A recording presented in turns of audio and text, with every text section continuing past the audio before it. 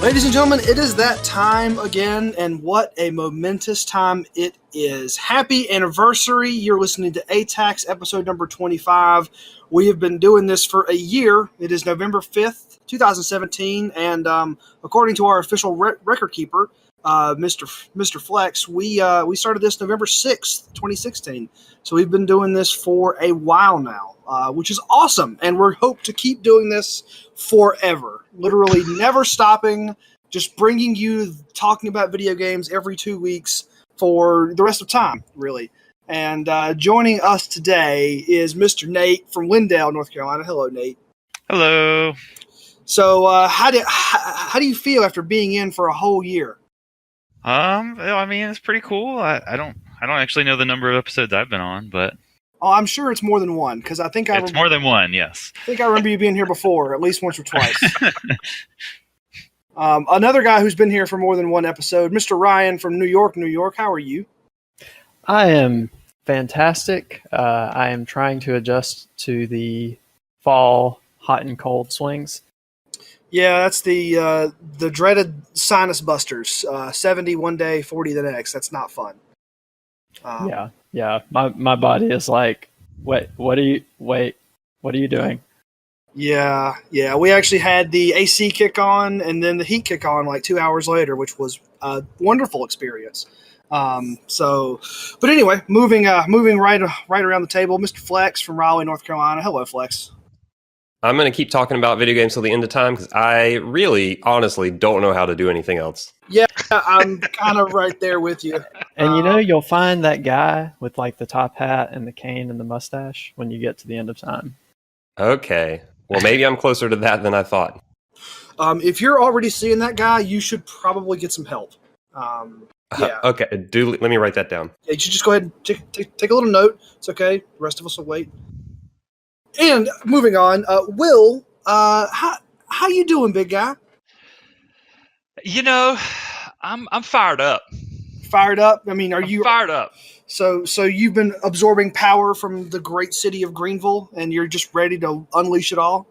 Well, from the secret source of baked ruffles, they've been really imbuing me with strength. I was about to say, I feel like I see a lot of fire just emanating from our Discord channel here. Yes.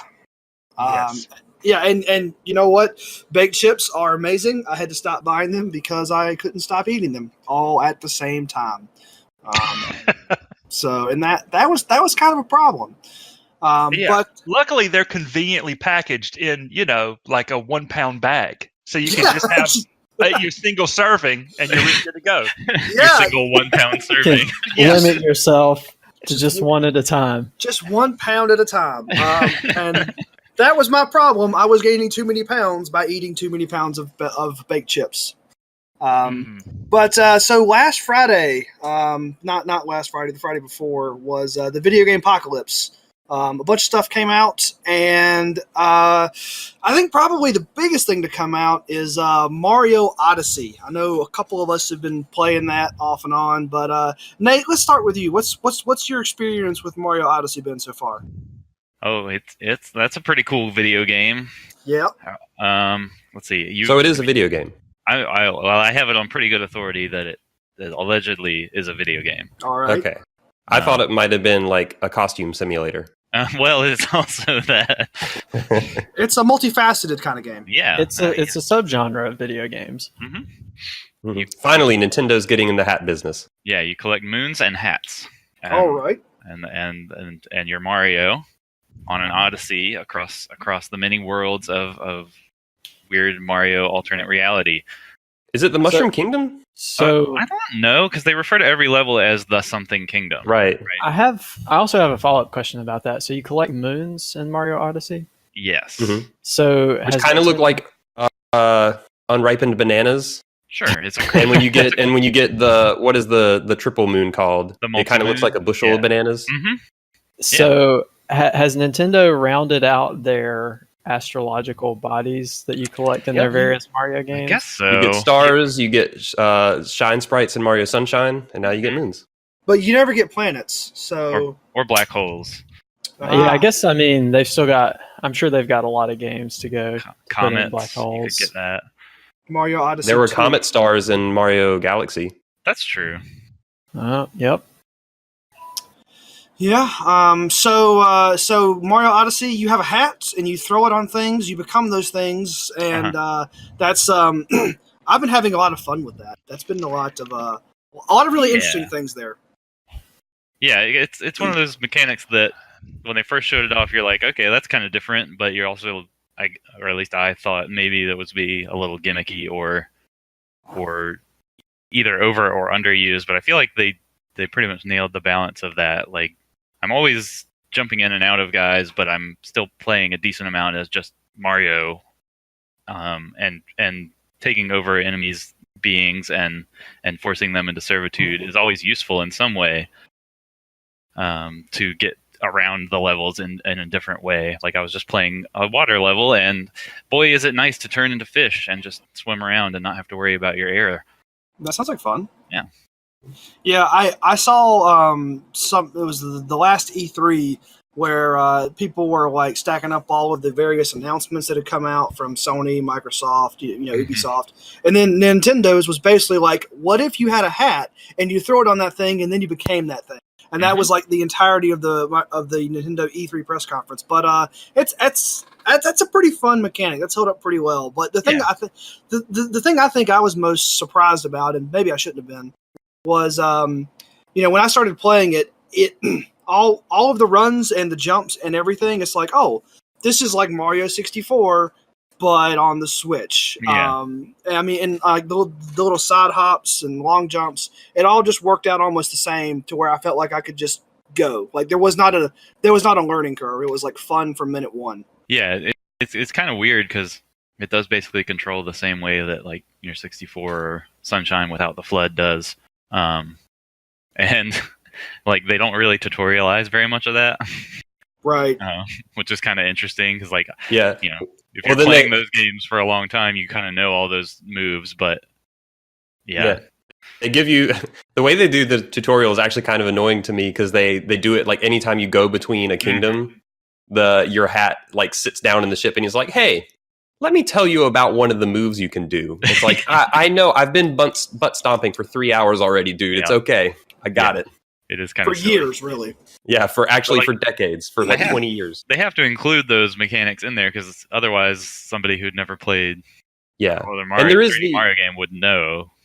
Yeah, and there is the action guide that you can go look at any time. So, like right when you start, you could go look at that, and they make sure to tell you that on a regular basis. Mm-hmm. So, like that is there. That has true. all of the moves listed in it.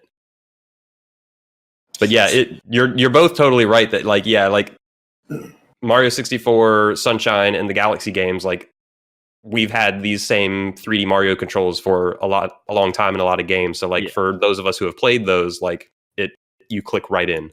Yep. Yeah, there are some pretty cool things you can do in this one with the hat though for getting around that you can really chain together some craziness. Yeah, I've gotten really good at the like either a triple jump or long jump and then throw your hat and then dive onto your hat, bounce off of it, and then long jump again. Yep. Or dive again or something. Yeah, like you can chain stuff together pretty well. Yeah, you can kind of just keep diving and bouncing off your hat if you get the timing right. As long as you're high enough up in the air, you can just keep doing it. I think you can only bounce once and it won't let you do a second bounce before landing. Yeah, that might be right. I don't know, but I've never gotten more than one bounce the time off the hat. I've definitely seen some videos floating around of people doing really crazy stuff, bouncing off the hat and diving off of it.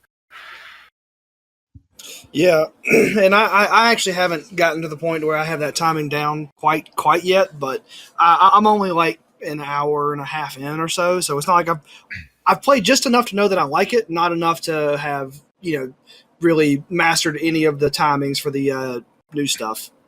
Yeah, and most of that stuff I don't think you'll probably ever need to do in the game. Like, I haven't hit anything where I felt like I needed to do that crazy stuff. It's just kind of fun to fiddle around with. How's that game looking lengthwise? Seems long. Yeah, it seems pretty long. I don't know my hour count at this point. but I've definitely been playing it pretty steadily for the past week, I guess, and I think I've got like a quarter of the moons. Does it seem like Sunshine-ish level, give or take, or it sounds like it's definitely longer than 64? I think it's longer than most previous Mario games. I feel like this has to be the longest Mario game. Yeah, I would guess so. I can't think of what game would be longer. Mhm. Gotcha. I mean, I don't know that it's like substantially longer, but it's enough to be noticeable. My guess is that, if you go through the main path and don't really do a lot extra more than you needed, it's probably not longer than other Mario games. But there's so much like collectibles everywhere. Yeah. Like you just turn around and like fall in a little hole, and it's like, oh, I found another moon. Yeah, the moons are literally. I think there's like 900 something of them. Like they're literally just everywhere. Like you'll just be walking around. It's like, all right, ground pound this spot. There's a moon. Oh, They're like Korok seeds. They are kind of like Korok seeds. Yeah, and there's about the same number of them as there are Korok seeds. So like it really is. That was actually. It's funny you mentioned that because like about 2 or 3 hours into playing, I like had this thought. I'm like, they're just treating the moons in this game like they treated Korok seeds in Zelda. Mm-hmm. Like some of them are more elaborate than that, but there are like I literally got a moon from kicking a rock. Yeah. I kid you not. I kicked a rock and a moon popped out, and I'm like, well, there's a moon. Found it. So this is probably not the right time for this discussion, but maybe we should talk about collectathons and rewarding the player for doing everything. Yeah. I mean, that's what Odyssey is. Have a cookie. Yeah, they just give you this sandbox level, and it's full of moons just hidden everywhere, and you find as many as you find, and then you can move on to the next level after you found like 10 or so, usually maybe 20 or 30 if it's one of the bigger levels. Yeah, I think you're right that if you went through just like the critical path, it would probably be similar to. Well, I haven't finished it. But yeah, I don't know how many levels there are, but I've probably done like 6 or 7 worlds, and I don't know how far that is into the game, but I don't get the sense that I'm like right at the end or anything. Yeah. Oh, so you have not beat the final boss? No, I have not. Okay. Yeah, like the impression I get is like if I just do the. It's a weird like setup because there are quote unquote story moons. Yeah. Like where like and it'll direct you and it'll point you be like go here for a moon and they like have a name for it and like a story event associated with it. Mm-hmm. And boss fights and all the normal stuff. Yeah. So like I feel like if you just go through like if you just follow those moons and just go through and do like the bare minimum, it would probably not be that long. But then like you look at how many moons there are and all the purple coins and like all of this stuff. And it's like, man, I feel like you could spend 20, 30 hours getting everything in this game. Yeah, I would expect at least that long. And most Mario games, like I feel like even completionists, like you'd maybe get like 15 hours or something. That's just a raw guess off the top of my head. Right. But yeah, it's really fun. It plays well like Mario games tend to do. And so, I think the level design is really strong. Do you think, I'm maybe not far enough in the game to fully answer this myself, but do you think a lot of the non-Mario forms you control actually control well? I mean, a lot of them are really I've basic, controlled so far, like I think control kind of poorly. Yeah, like what is an example of one you think is bad? I think the frog is bad. Okay, yeah, I could say that. See that, yeah. It's not super fun. Yeah, and that's probably the one I've used the most where I'm at. Mm-hmm. Yeah, I would say that most of them have just like one thing they do. Like all the frog does is jump really high. Mm-hmm. And some of those are more or less fun than others. Yeah. Probably fair. I mean, some of them are very straightforward, like the little Moai mustachioed earring wearing Moai statue man. Yeah. Like all he does is just walk. Yeah. So like that's not really going to control well or bad. No, yeah. I saw Steph take over a tree and hopped around a little bit. Uh-huh. Yep. So does that. Yeah, I did do that. Oh, I think the T-Rex control is kind of bad too. Actually. Yeah, he's kind of big and lumbering. Yeah. So like I feel like a third of the things I've controlled, which at this point has not been many things, because to my surprise, you actually can't take over that many things. Mm-hmm. But yeah, some of them like I control them. I'm like, man, I really do not want to play as this thing. Yeah. I mean, fortunately, Mario himself controls really well. Yeah. And you're playing at least like 80-90% as Mario of your time. For sure. Which that was something I was worried about, is that like there wasn't going to be much Mario time, but fortunately for me at least, it is a lot of out Mario. It is Mario time. It is Mario time, yes. The other thing that like I've kind of noticed so far is I don't feel like I've done a lot of actual platforming. I don't know how you feel about that. Like, I feel like I've done more of just like, running around, like, or maybe it's just the Sand Kingdom is kind of flat, but I feel like it's been a lot of like just poking around for moons and like not actually doing a lot of platforming stuff. Yeah, they kind of insert little platforming challenges here and there for some moons, but for the most part, you are kind of just running around those big open spaces. Yeah, and I haven't really noticed too many of those yet at this point. I will take a second just to plug and say that that the infamous left Joy-Con problem hit real hard with this game for me. Yeah. So I have shipped that back to Nintendo, but playing the game with the Pro Controller really has not been bad. The motion controls with the Pro Controller work better than I anticipated them to. Nice. So if anyone out there is wondering if the game worked with the Pro Controller, it does just fine, even with all the motion control stuff. Which, to piggyback off that, I think all the motion control stuff in this game is terrible. Yeah, it's kind of bad. They just put all these like special moves you can do with motion controls, but then they're not, super accurate. At least I'm not able to do them accurately. Yeah. And I mean, I haven't started my copy of Odyssey yet, but I felt kind of that way about Breath of the Wild. I felt like the Joy-Cons weren't that amazing for the action. Mine haven't broken, but they just don't feel like... They feel like almost like that little C-stick on the 3DS. It's just like, this is not really meant for anything action-y. And then, motion controls. It's like, really? I'm playing Labyrinth in a Zelda game, and like the balls are flying everywhere because I can't, it's just really annoying and fiddly to like hold those motion controls steady. Yeah, Zelda didn't have too many motion control things, but they were. Yeah, the only thing I can think of for Zelda were the Marble Madness style things, and those you could use the motion controls to cheese. Yeah, you totally could, which was actually kind of fun. Mario, like, there's an option in the menu to turn off motion controls, but I don't know how much that actually changes, because I still feel like it relies a lot on motion controls. The problem that Mario has is just that there are moves that you cannot do without motion controls. Yeah. There was a moon I was trying to get, and I thought it was pretty obvious how I was supposed to get it. I'm sitting here doing it, and I couldn't get it, and I was just getting really flustered. And so I went and looked online, and it said, "Oh, if you shake," and I was like jumping towards this moon, and it was like, "Oh, if you shake," I was in a different form, and it was like, "If you shake the controller, you do a jump that goes a little bit farther than your normal jump." I'm like, "Oh, great, okay." Now you know. Yep, now I know. So when in doubt, shake the controller. Shake the controller. That's the way that works for lots of Nintendo things. But I guess going to the anti-Nintendo thing, now you've been playing a bit of Cuphead, right? I did. I finished Cuphead. Before someone else recently finished Cuphead. Yep. Someone else might have played all of Cuphead in one sitting. How do you feel? Many of us were watching. Yep. What'd you say, Nate? Sorry, I'm missing. I was just going to ask him how he felt about after his marathon Cuphead run. I actually felt surprisingly fine. Like in the middle of that final boss, which was by far the longest and hardest boss in that game. Yeah. At least for me.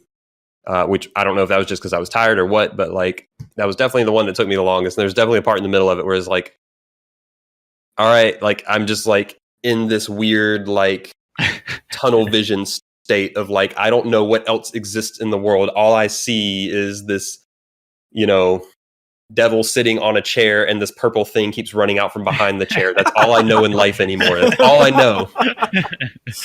Yep. Uh-huh. Yep. Stupid purple guy. Stupid purple guy.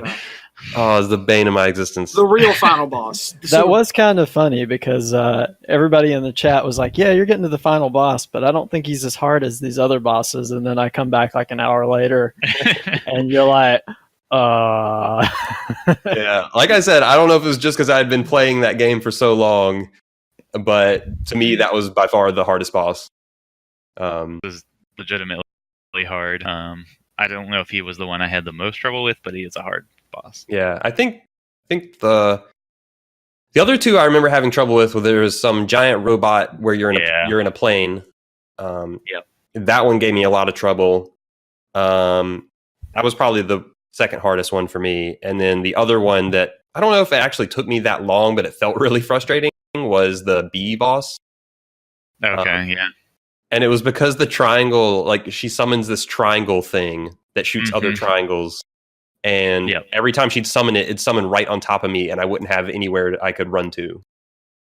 Yeah, that was a little tricky. I definitely agree. The robot was one of the harder ones for me. I, for some reason, remember having a lot of trouble with the dragon. I think he was in like World 2. Yeah, I think that was the last one in World 2. That was just one of those ones where like I kept getting like within an inch and then would lose every time for no good reason. It was like, cannot get past this guy. Yeah, I mean, that one definitely took me a lot of tries, but I really enjoyed that fight. That was probably one of the ones I enjoyed more. Yeah. Just the design of it and the flow of that fight. But it was definitely hard. I mean, I did this as part of Extra Life, and my playthroughs are all online, and like you can see in all of those fights, like I didn't breeze through any of those fights. Like all of them were a process. Yeah, and they're designed that way. I think like you're not going to beat any of those bosses your first try. Like absolutely not even close. And I think that's where people get the like, oh, this is a super difficult game from. It's just like, oh no, you have to just try the boss a few times and learn their patterns. Yeah, and that is what it is, because like a successful run of a boss is like 3 minutes. Yeah. So you can sit there and be like, oh, I had to try this boss like 10 times. I mean, and that's on the high end. And that's like, well, that's like, I don't know, 15, 20 minutes that it takes. Because if you're dying halfway through a fight, like, you know, you're only spending a minute or two.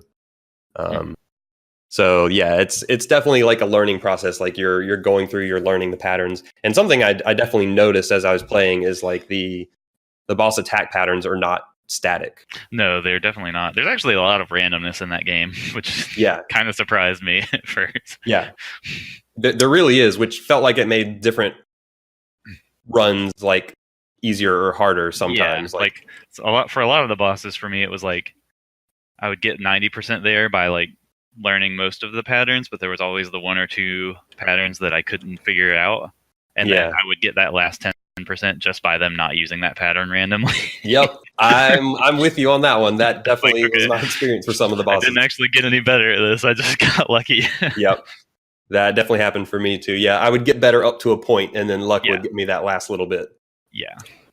So just so you guys know, the fastest speedrunner for Cuphead can complete the game in 25 minutes. That sounds right. Yeah, that sounds pretty. I think there are 3 worlds, and I think there are 5 to 7 bosses per world, and then there's the final 2 bosses. So like, I don't even think you have to fight every boss, do you? Or maybe you do. I think you do. Okay. I didn't try to go on to the next world without completing everything, but it seemed like on some worlds there were alternate pathways that maybe could have led you to the end if you wanted to, but maybe the final boss doesn't unlock unless you've beaten everybody. Yeah, because there's that little like dice hut in between worlds, and I think when you walk in there, I never went in there without beating all the bosses, but it sounded like he was checking that I had beaten them all. Okay, yeah. See, I never tried, so I wasn't sure, but... Yeah, but I mean, even if you beat every boss, you're in the like 15 to 20 bosses range. Mm-hmm. And if you know what you're doing, I bet you can beat them all in a minute or so. Yeah. So that 20-something minutes checks out. If you can get your dice rolls on the dice king that boss was not hard, but man, that was annoying. Yeah, he's so annoying. I really like that game, though. Yeah, that game's really cool. Yeah, how did you like it overall? I definitely liked it a lot. I probably actually liked...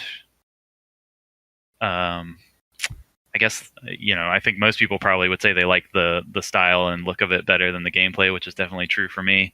Mm-hmm. There were definitely some fights in there that I didn't enjoy, even though like they didn't ruin the game for me or anything. It was just like, oh, I didn't really enjoy that boss. It was just kind of frustrating. Right. But Yeah, I think overall, I had I definitely maybe like the 2 or game. 3 of them.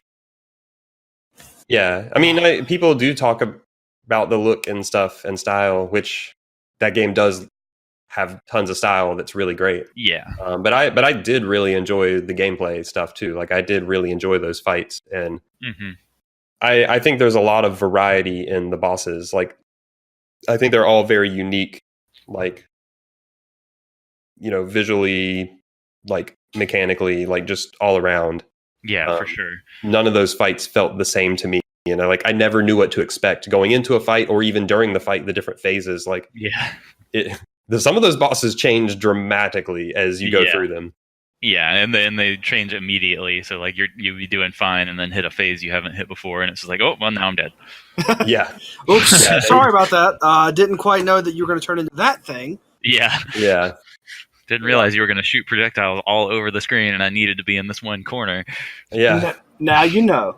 Yeah. Yeah. I didn't know you were about to turn into a giant cat and start flinging your paws around the room. Uh-huh. And now now you know that thing, and that means you can survive next time or not. Yeah.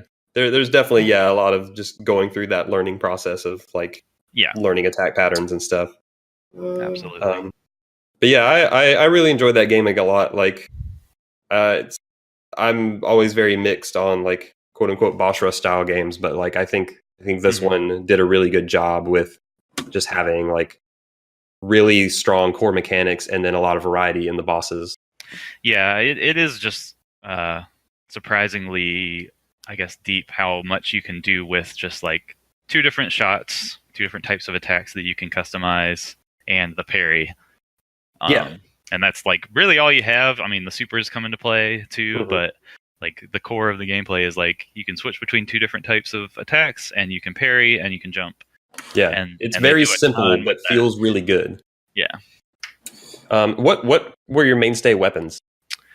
I switched around one of my slots a lot. I used the spreader pretty much the whole game, but the other one I switched around a lot. I tried the pea shooter, the starting one, and the homing one, and the charge shot, and I liked all of those fine.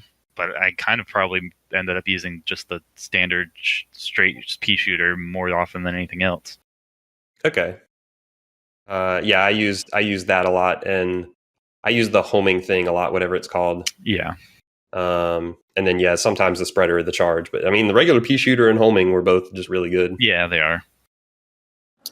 Yeah, it's a really good game, almost Nintendo-like in its simplicity but complexity. Did you want to talk about anything else, Nate? Or you got anything else going on over there? I really want to hear about Nioh personally. Yeah, I guess I can talk about Nioh. I don't know quickly. if anyone else objects to that, but I don't need to say a ton about Nioh because I dropped off that game about halfway through and probably won't finish it. But I basically wanted to ask like how far did you get, and like what about it was rubbing you the wrong way that you didn't want to continue? So, if you're being totally honest, it's not that I dislike the game. It's partially just because there were so many other things out that I wanted to play that playing through that long of a game felt like too much when I wasn't loving it. So it's kind of the combination of that and the fact that it's just kind of grindy and repetitive.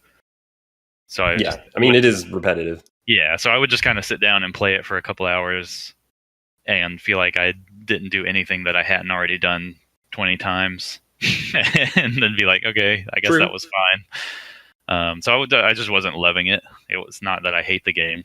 Yeah. Were there things you liked about it?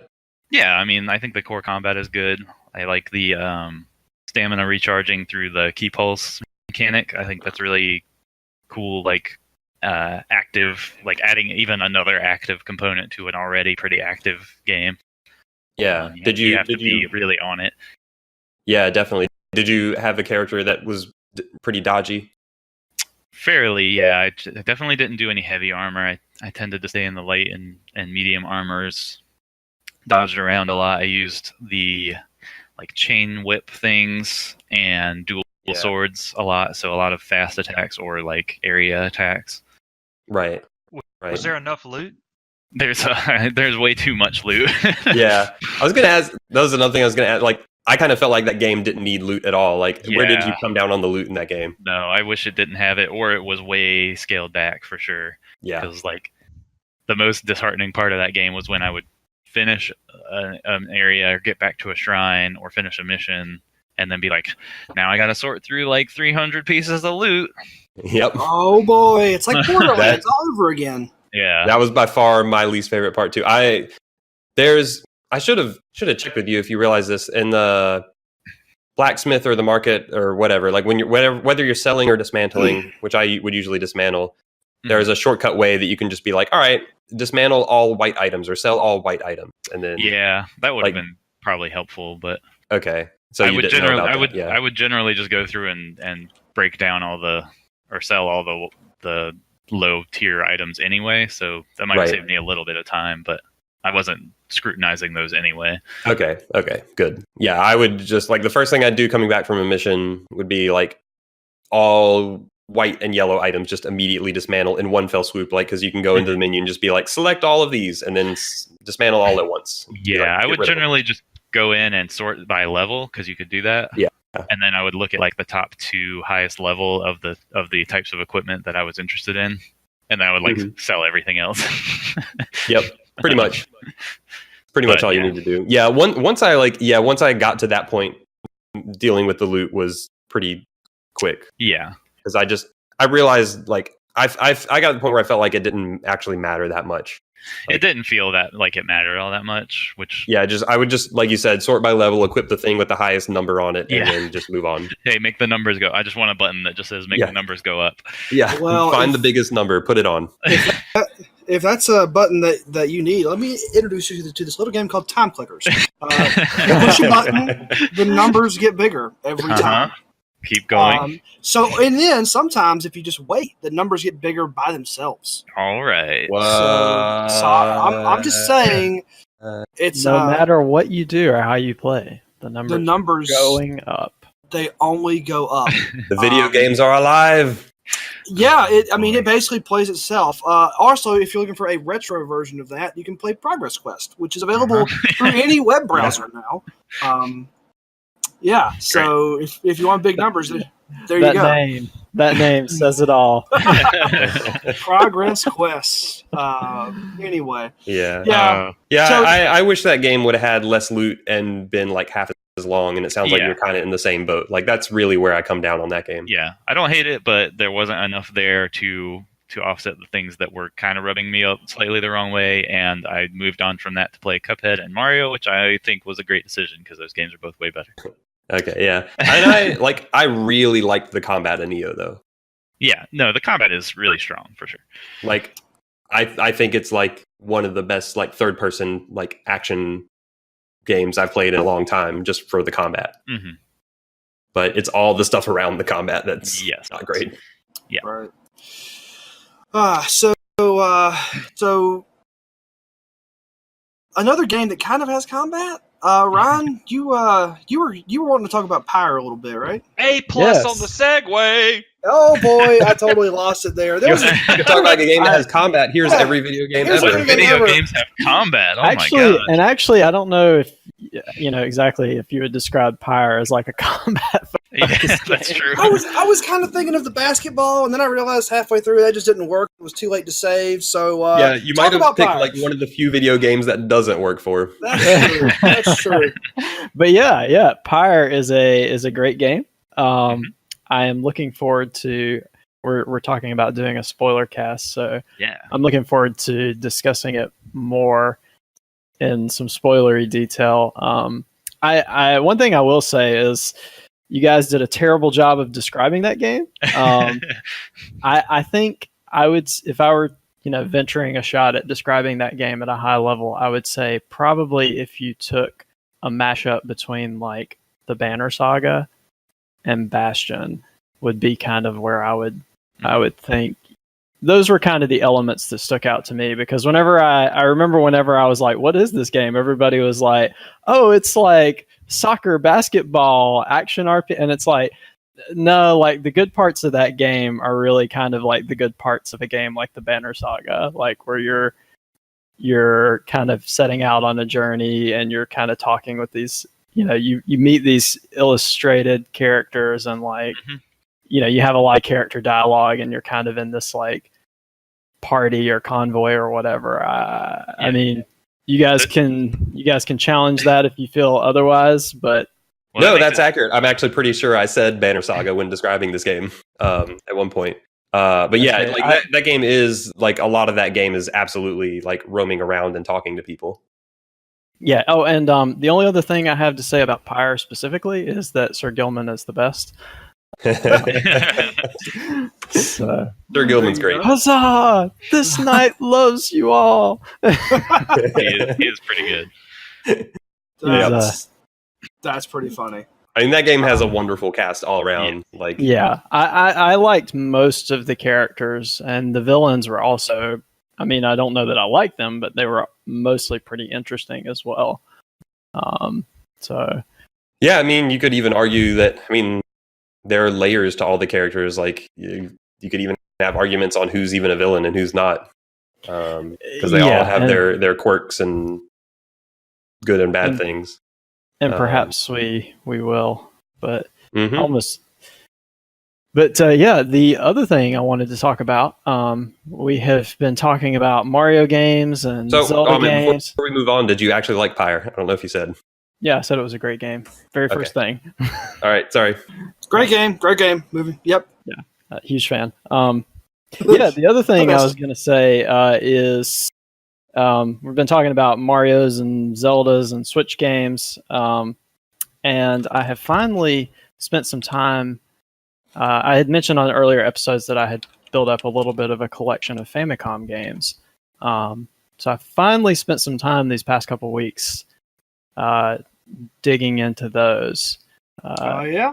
And I played through The Legend of Zelda, the first Mario, and most of the second Mario game. Okay. So we're talking about trial and error. So I lost. I've been recording some of these, and I ended up losing some of my Legend of Zelda footage because of recording setup issues. But I have recorded my Mario and Mario 2 playthroughs, and I'm posting those up. For Mario 2, I'm hoping to do a game over reel because I have two. I recorded it in 2 sessions, and right. I have counted 169, close to 170 deaths between the 2 sessions and about 3.5 hours of gameplay footage. Oh Lord!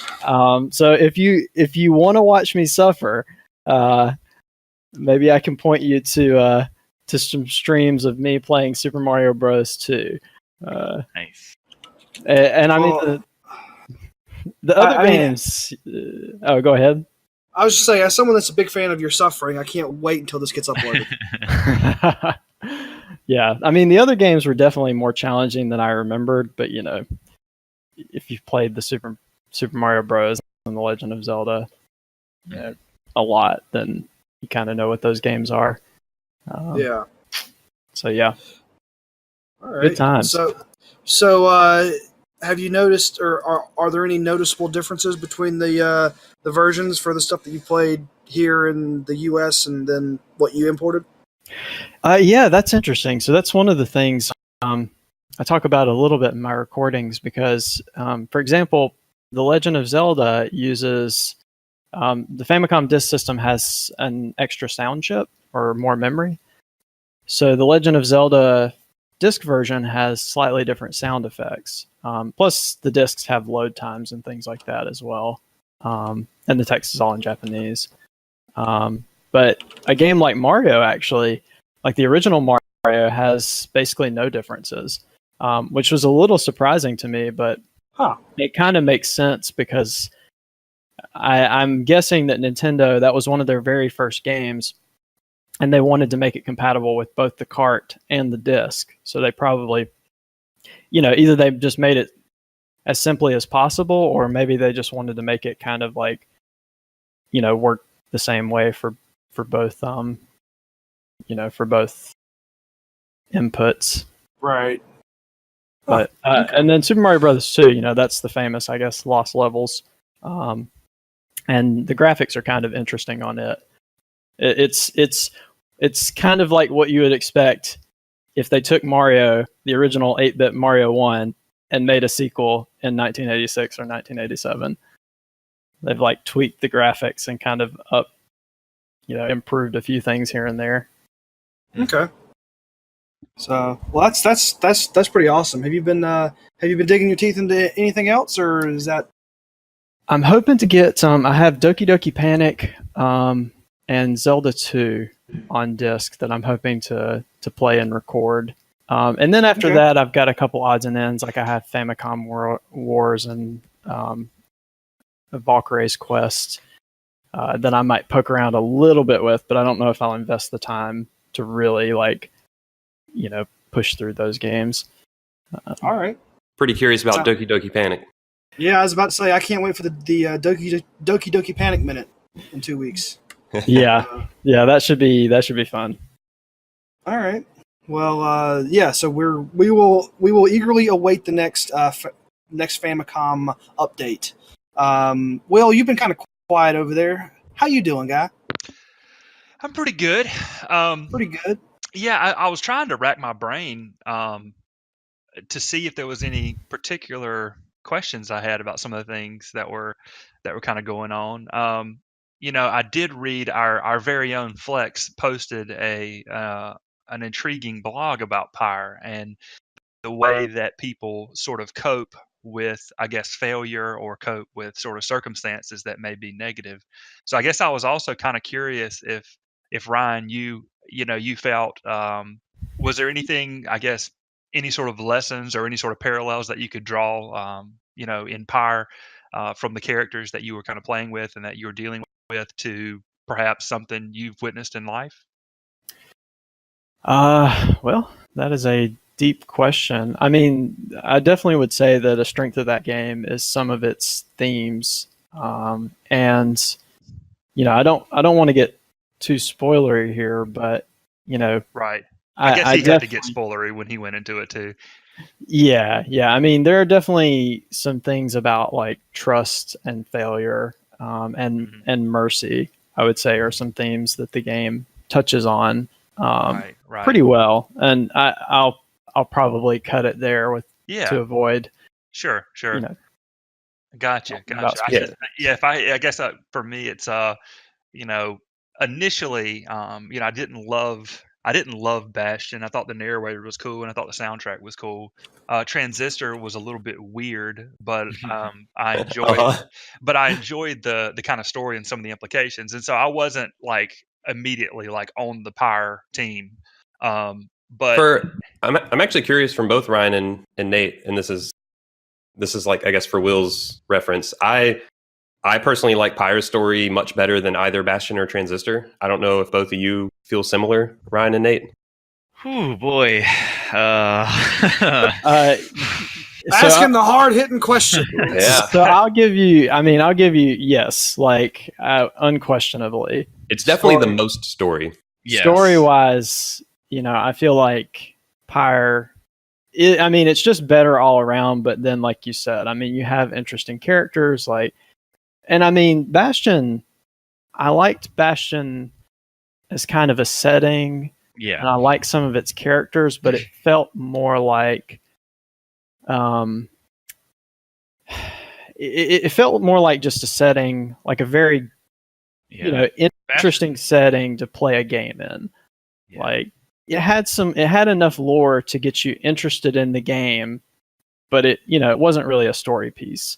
That's what I was going to say. Is Bastion is almost all lore. Like it's kind of, it is a sort of a shadow of a story, in not in a negative way. It's kind of like you're witnessing events, but they don't sell it as like these are the events and this is the story. It's just like, oh no, this world is weird and has all this backstory and baggage. Yeah. Bastion doesn't have Grimoire cards. Is that what you're saying? Sure. Yeah, that's kind of a problem. I guess we kind of skipped. Yeah, we kind of skipped Transistor. Like for me, Transistor really. I didn't dislike it per se, but it was such a slow ramp and it felt like it really leaned into you playing the game like at least a second time. So I felt like I missed a lot out of Transistor because I only had time to play it once, and I was actually kind of frustrated that they designed it that way. As a setting, I like personally Transistor the best. I think that game has really really wild stuff happening in that world. It kind of does. It's kind of nuts. Yeah, but anyway, I guess I might have to add this Pyre to my wish list now, having heard a lot about it. I think what stands out to me for Pyre among over the other two games, because I think for like lore and setting, like all three of their games are very strong, but I think Pyre has the character. Yeah. Right. Like the first two games don't have a lot of like interesting characters that carry it. It's more of just like the setting and the things happening in the world, where Pyre is more about, all right, how do the characters deal with the situation they're in? And there's such a large cast and wide variety of characters, and seeing how all of them approach things differently is just fascinating. Yeah, and they really go all in with just dealing with different mentalities and how do different people solve problems or approach conflict and different emotional reactions to hardship. Well, I'll let you guys save a little bit for the spoiler cast on that one. Yeah. But I do. It is good to hear people loving that. So I guess I heard a couple of opinions. The first one was that I would talk a little bit about Watch Dogs 2, which I'm glad to talk about because I enjoyed it a decent amount, and I played a crap ton of it. So that's another thing. And it's neat. You kind of play as a guy who becomes part of a hacker collective called DeadSec, which is similar to, I guess, like the anonymous hacker collective that goes on with the like in the real world, and so you go around and you're kind of like sort of a Robin Hood sort of vigilante kind of I guess trying to sort of fight the good fight for the little man. And the weird thing about it, there are a couple things that are strange. The first is that there's a lot of tonal inconsistency in it. You play as this very like fun-loving, goofy guy. He's always making like references to like action movies. Like there's this movie star in there called like somebody Silva, like John Da Silva or something. I can't remember the guy's name, but he's always like quoting him. So it's almost like the equivalent of like us walking around going like, like I'll be back, or like quoting like get to the chopper, like Arnold movies. But I love the impression. But he also has like most of the guns in the game are like lethal weapons. And so the game seems to like throw this stuff in there as though you're expected in some ways to go around. But to me, like, and there's not an achievement or anything for doing it. Like the story doesn't change. But to me, it seems so incredibly inconsistent with this character to kill anybody that as soon as I could, I bought a stun gun, which, I mean, good on them for putting that in there. And also, like, there's this paintball gun that you can shoot guys with. And if you hit them with like 6 or 7 paintballs, they'll like get knocked out. And so I played the whole game that way because even though there are probably another 50 weapons in the game that are lethal, it just didn't make any sense for this like goofball to be running around killing people. So that was just kind of a That's weird pretty thing. great. Yeah. Another thing that's kind of neat in terms of the game itself is one of the members of your hacker collective is a character with Asperger's, and he is portrayed in a very kind of like loving way. Like he's sort of portrayed with care. He's not sort of thrown off as sort of just like a caricature or stereotype or anything like that. And, you see him kind of develop his own type of relationships with the other characters. And so that was really unique because I've never played another game that had a character who by name, had Asperger's. So that was a neat thing. The things that I liked the most about it actually were a lot of the quests were just really interesting in terms of really how topical they were. So, one of the first quests that you go in is to take down a group called the New Dawn, who are basically Scientologist. And so they have like a re-education center, which if you've watched any documentaries about Scientology, there are these re-education centers where if somebody's not really like, if somebody's trying to doubt the church or the church feels like someone, Scientology labels them suppressive persons, but you actually go and you end up breaking out this movie star, the one that you're quoting all the time, because he's actually a Scientologist. So you break him out of this re-education camp.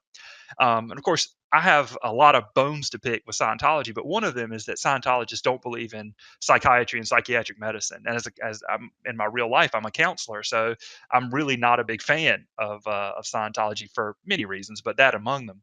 Mm-hmm. There was another quest where basically a system called Invite, which is basically the game's Facebook, is portraying is basically distributing information on their platform such that their users are more likely to vote for a certain candidate for Senate.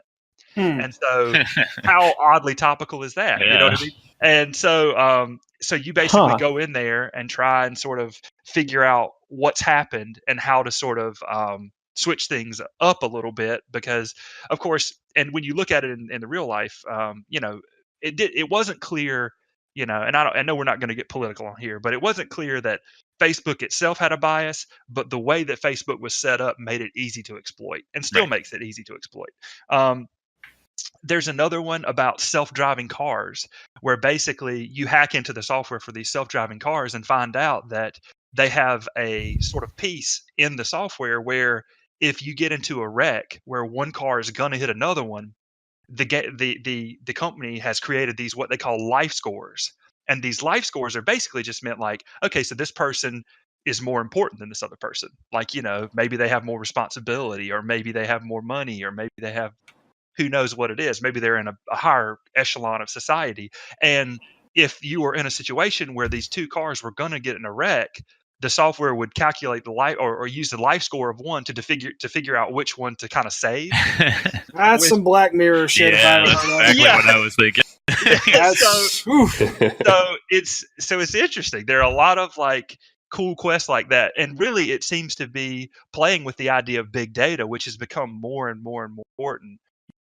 As sort of, I saw a report in the Atlantic the other day that said among the top 10 jobs that I think it was like the Business Bureau in the government or something was kind of predicting stats. It was saying that number 9 and number 10 on the top 10 growing jobs, one of them was like a mathematician, and I think the other one was like statistician or analyst, because we're collecting more and more data than we ever have, and we're using data to do more than we ever have. So it's kind of an interesting thing to think about. So the one issue I had with the game before I drop off Watch Dogs, if there's no more questions, I'll see if anybody has any questions about it. But there are a couple of little gadgets that you have. One of them is like a little quadcopter. The other one is a little jumper, which is kind of like this two-wheeled little driving robot that kind of sits low to the ground. And the cool thing about the jumper is that it can do almost anything that you can do. I mean, it doesn't have a stun gun, but it can like hack things. It can collect items physically. And I loved using that because to me, it actually became part of my sort of pacifist way of going through the game. But there were these hacks where you actually had to be physically present. So, and I didn't know which ones these were really going to be when I was playing the game. So I'd use my little robot and I'd like go through a vent and then go up some stairs and then make a guy check his phone so I could run by him. And then like I'd almost basically traverse through the entire building, and then I get to the end, and then it's like, you can't do this because Marcus isn't here. Marcus is your main character. So then I'd have to basically retrace the entire path with the character before I could finish it, even though I'd sort of already done it once in a sense with my little robot. So I really thought that was kind of lame, and that happened on like 2 or 3 occasions. And so I was like, oh Lord. But anyway, I thought it was a pretty good time. Yeah, but that's most of what I got to say about Watch Dogs. I don't know if anyone has any specific questions about it. I was curious how much you liked it overall. And did you remind me again? Did you play the first Watch Dogs? I played the first Watch Dogs for about 2 hours, maybe, and it just didn't really click for me. Okay, I just wasn't really loving it, so I kind of bounced off.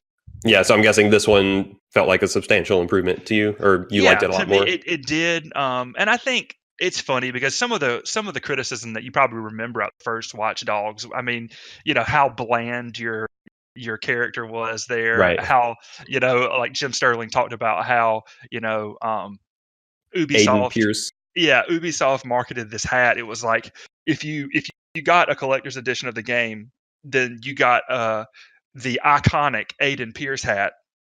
And it was so weird how they called it iconic prior to when you were actually it blowing up or being a big thing. So Yeah. so that was a really kind of ridiculous thing. And Yeah. Is a lot of the open world design of Watch Dogs 2 like? Is it a lot of the quote unquote Ubisoft template, or like? no, there are no towers. You don't have to do Okay. anything to see anything. One of the neat things about it is it's actually set in San Francisco in Silicon Valley, and Mhm. there and Jeannie and I, my wife, actually went there about a year ago. I think it was a year ago, and so they have Fisherman's Wharf, they have Chinatown, there's Alcatraz, the Golden Gate Bridge. So like it's actually kind of created a really sort of true to life in a lot of ways version of San Francisco. So that's kind of a neat thing. Yeah. But yeah, so that was Watch Dogs 2, and it was fun. The other game that someone had asked about, and I've only about 5 hours into this now, is XCOM 2.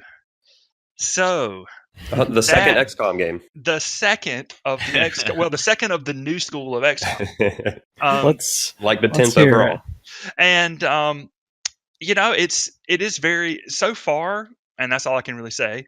Is it seems pretty similar to the first. And I guess I was really sort of I had some hesitations about coming into this one.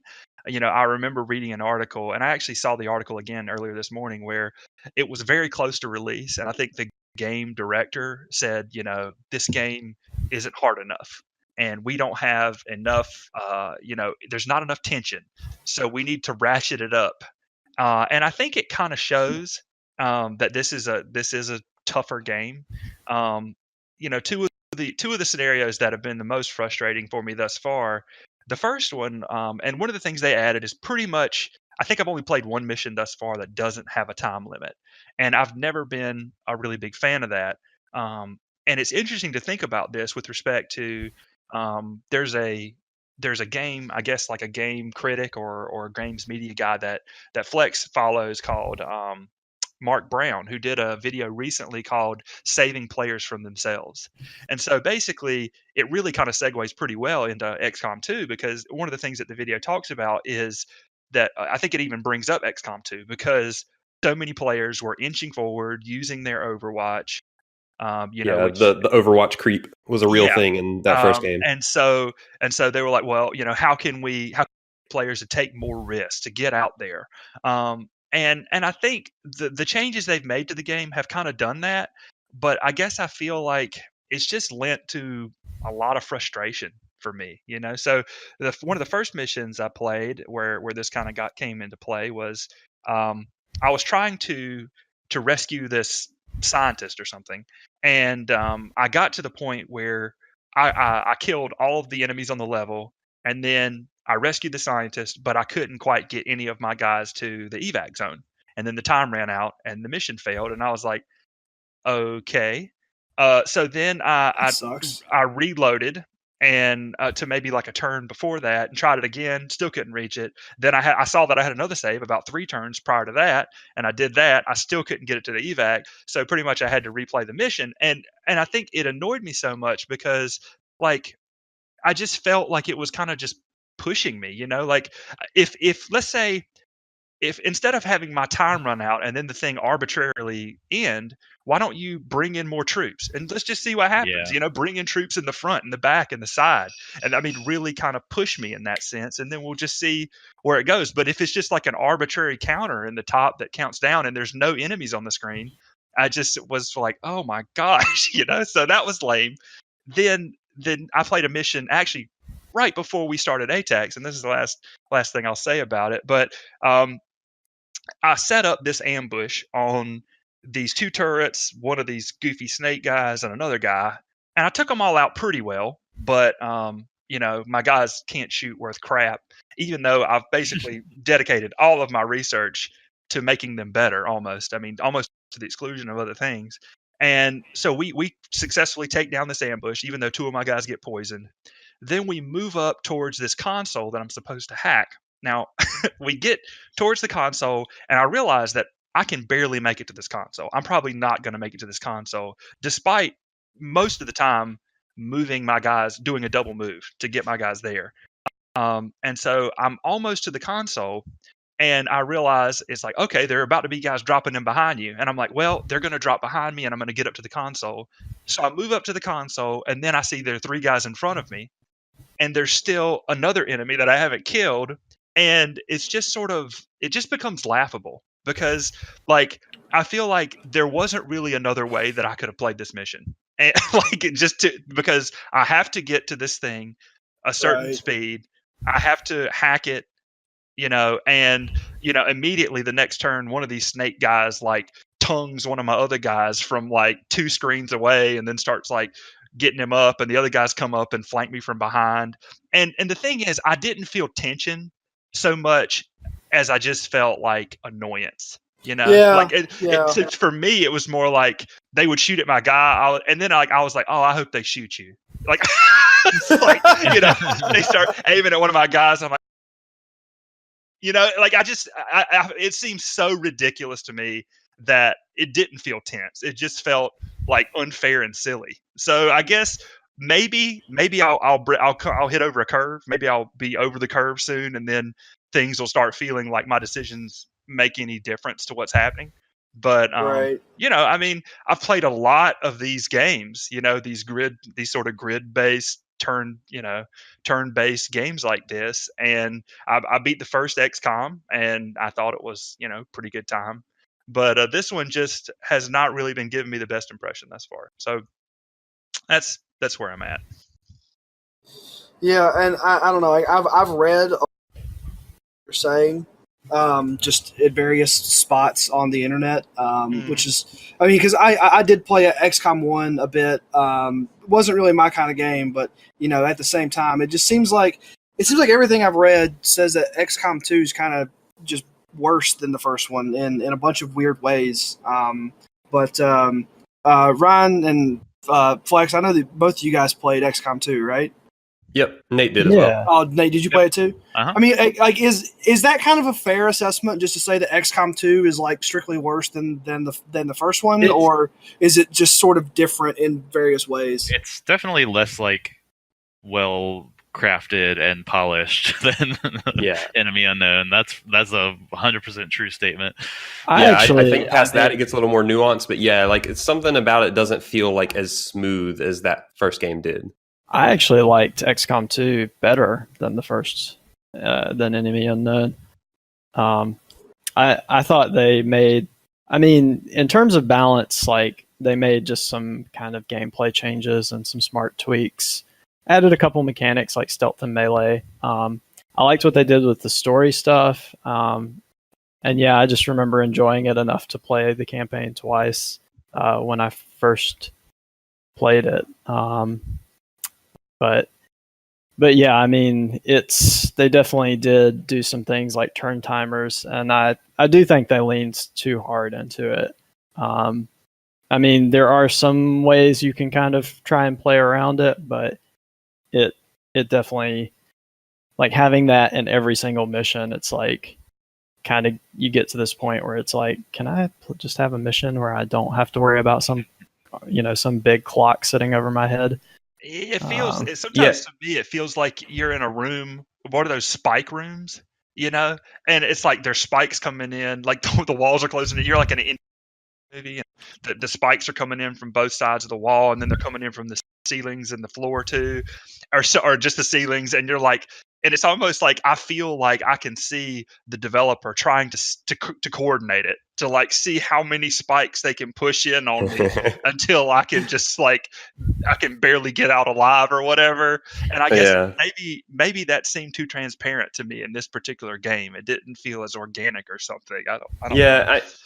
I think a lot of the design decisions in that game too, like, don't feel as organic, and I think that's what I was saying, where it doesn't feel as smooth, and maybe Nate was alluding at as well. Like the other thing I remember from that game a lot is like I felt like, I mean, like, Enemy Unknown had a lot of randomness in it, of course, but it felt like there was even more in this one with like your research rewards, and like the way enemies spawn into maps always seemed very strange to me sometimes. And it seemed like there's just a lot more chaotic stuff happening. And it seemed like that was, and with the turn timers as well. Parts of it felt like just a little more like scatterbrained. And not quite as like carefully crafted, I guess. Which I could see that having a place, but it made it, I don't know. It made, like, I still liked XCOM 2, but it made it feel a little like less, I don't know what the right word is for it, but like just less like tightly made, I guess. Well, for me, and the pacing was also a little weird. So I will say that that game gets a lot easier as it goes. That's the true. early part of XCOM 2 is by far the hardest. Like, that game has a really weird like difficulty and pacing curve. And I mean, I guess from my perspective, and we don't need to harp on this forever, but I actually felt like XCOM 2 felt a little more tactical than XCOM 1, because I felt like in XCOM 1 you could really abuse rocket launchers in Overwatch, and actually to the point of it almost being boring, where it's like, okay, I'm going to move my guys up 3 squares, Overwatch, because that was really good and it was a really safe way to play. Whereas in XCOM 2, I felt like I really had to take advantage of, okay, should I use my melee or my shotgun? Like, should I use my guaranteed damage from my combat hacker, or, should I save that to, since I only have 2 uses of it? Like, how many of my grenades should I use? Like, is destroying this cover going to change, like, the dynamic of the battlefield? So, I mean, you can get some of that from both games, but I felt like XCOM 2, I guess, maybe it was because it was forcing your hand. Like, I felt like that was a much bigger element. Plus, they nerfed Overwatch in the second game as well, so it's not as good. Yeah, well, both times for me, and I only had those 2 scenarios that really irritated me. Like, Overwatch didn't make or break the situation. And I have noticed that it seems like you still get the bodies even if you use explosives in this game. Whereas I felt like that wasn't the case in the last game. Like, if you used explosives, you would actually kind of forego your ability to collect the alien parts and stuff. I don't know if that's true, but that's how it seems thus far. Either way, I'll probably stick with it for at least another play session, maybe another hour or 2, and just see if it really starts feeling better. But anyway, that's where it's at. All right. Yeah. So yeah, I don't really plan on really picking that up too much, but I am kind of curious to see if you end up bouncing off of it or not. Because I have heard that it gets easier. So I'm just curious how much better that your patience is than mine. Because I didn't even have the patience to start. So good on you. Well, it sounds like he's already past that. Yep. So Mr. Flex, I know we've talked about a couple of things that you have also been playing, but did you want to jump on to anything else or talk about Extra Life a little bit? Yeah, we've already covered Mario and Cuphead. I mean, I can always talk about Persona if you want. Well, let's see. We got one yay. Ryan's a nay. When do we? Let's measure the yays and the groans. When do we put the final nail in the coffin? Well, I think that might be about now, because I have finished Persona 5. Yay! Yay! Yeah, I think I don't know if I'd finished it by our last podcast or not, but I finished it as well. So. And to be clear for our listeners, I don't have anything that strong against Persona, but we have been talking about it since before July? No, since Ryan episode. hates fun. Yeah, Ryan just doesn't like anything. Yeah, yes, that's obviously. Let's the record show. Yeah, so you finished out Persona 5. And I think you finished it since our last podcast as well. So yeah, I think our last one we were both saying we're close. Yeah, I'm definitely due for a New Game Plus. I didn't realize till after I got done and started reading about some of the game systems that I didn't want to spoil for myself that I played that game like a 4-year-old. So I missed a ton. So I'll be New Game Plusing it at some point or the other. But it sounded like you had actually done everything perfectly. So I'm guessing that you're just done with it. Well, yeah, I mean, I was never going to New Game Plus that game because I don't have 100 spare hours to do that again. It's a lot faster on the second playthrough. You can skip a lot of the cinematics and stuff. Yeah, I mean, I didn't New Game Plus Persona 3 or 4 either, but yeah, it was. I think I mentioned this last time, but yeah, it was a weird because Personas 3 and 4, I had plenty of social links I hadn't maxed out. I guess I'm assuming that's primarily what you're talking about with things you didn't get to. Yeah. But in this game, I did with what ended up being like a full month to spare. So I had like, once you remove the days that are just all story stuff, I had probably 2 or 3 weeks of days where I'm like, well, I don't know what to do with my time. I'll go to the gym and run on the treadmill. Raise those HPs. And my HP will go up by 5. There you go.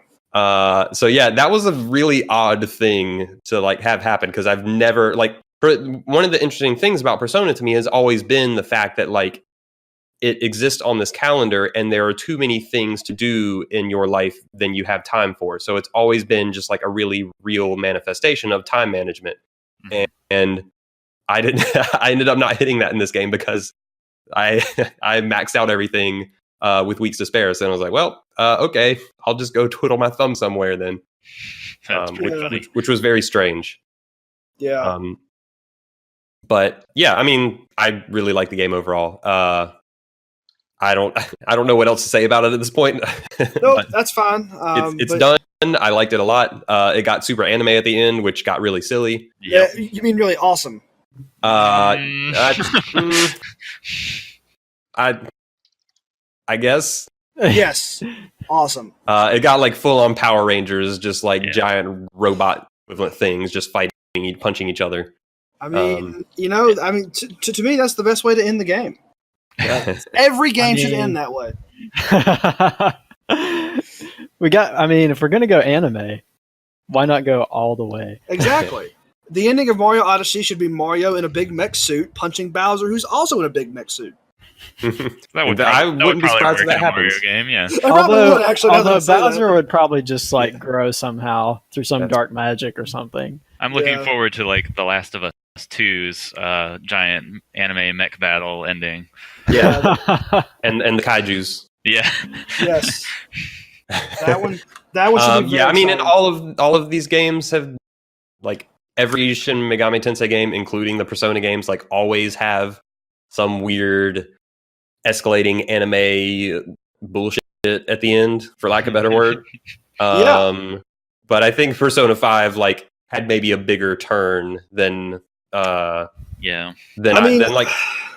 guess it was a bigger turn that I felt like was warranted for like the tone and pacing of that game. It was a pretty big tonal shift. I mean, you pretty much go from, all right, we're going to go to sleep early tonight so that way we can finish the last palace tomorrow, to like literally in the same day you like just have all that ridiculousness happen. It's like, like literally 14 hours ago, main character went to bed thinking that he just needs a good night's sleep and a good bowl of curry, and then at the very end, it's like the anime in a way that you just don't expect at all. I actually love that part. It was a really big shift. I mean, it didn't like ruin the game or anything. It was just really bizarre.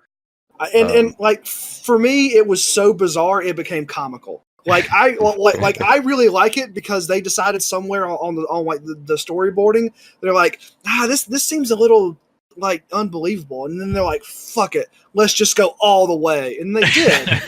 and like I appreciate that they were just like, hey, let's just see what happens, and so I just couldn't help but laugh. I was just like, yep, this is it. This is the anime. Here it is. So I am curious, like, I mean, that game tonally, I assume it doesn't take itself too seriously, but I mean, those characters do seem pretty developed and interesting and like likable, maybe not, maybe slightly caricatured, but, realistic enough. Like, I guess to me, whenever games do stuff like that, it leaves a really sour taste in my mouth. Like, did you feel like it kind of did that? It kind of like devalued any of the more serious parts of the game. It did for me. Yeah. I think it did for me too. Like, I don't think, like I said, I don't think it ruined the game, but like to me, one of the things I really like about all the Persona games, or the ones I've played, 3, 4, and 5, is they're surprising, like, not even just among JRPGs, which usually get very anime, like among video games in general, like they're surprisingly grounded and focused on like real world struggles, because they're following high school students who are dealing with very high school things a lot of the times. And so to have that, to go from like this very grounded situation that you're dealing with for like 80, 90 hours and then become that anime. Yeah. Like it was a little bit of a bummer of just like, well, Yeah. like it didn't need to go this extreme. Like the good stuff in this game is not the very template anime into the world stuff. Like the good parts of a Persona game are the more personal, intimate moments between the characters. I loved every minute of it. I'm not gonna lie. Like, Paul's that's the part at the end of the roller coaster where you're just like, yeah, and I mean, yeah, it's like sure, like you have all these like really human interactions, and you have all these characters who like you're helping them overcome their own personal demons, and then somehow in the very end, it's just like boom, you're fighting a god, because that's the way all of these games work. Every single one of these games, at the end, you're fighting a god. And then, you know what? If I'm going to fight a god, at least I didn't, murder the god with, like, a golf club, Like, at least it felt appropriate at the very end for me. Is it the god of I think one of the Persona 4 characters actually did use a golf club. Yes, he did. And you could use the golf club to kill the god at the end of the game, which was a little crazy. But no, like if the game's going to go to that level of ridiculousness to where you find out that, oh my goodness, there's a god we have to fight now. I mean, that by itself is like, okay, well, we've gone there, so you might as well go all the way there. Yeah, well, I guess how I feel is like 80% of games go there and go all the way there, especially when talking about JRPGs. So it would be nice to have a game that can be comfortable and confident at not going there. Yeah, and also the act of going to that level in this game specifically, for me, did take away from some of the larger like conflicts that they introduced beforehand, and they like go to great lengths to to describe these conflicts in very like human terms, and like how are you going to solve them, and the characters figure it out, and then at the end they're like, oh wait, actually evil god. yeah, I'm like these criticisms are totally legitimate. I'm just saying that at the time I was sitting there, I just didn't care at all.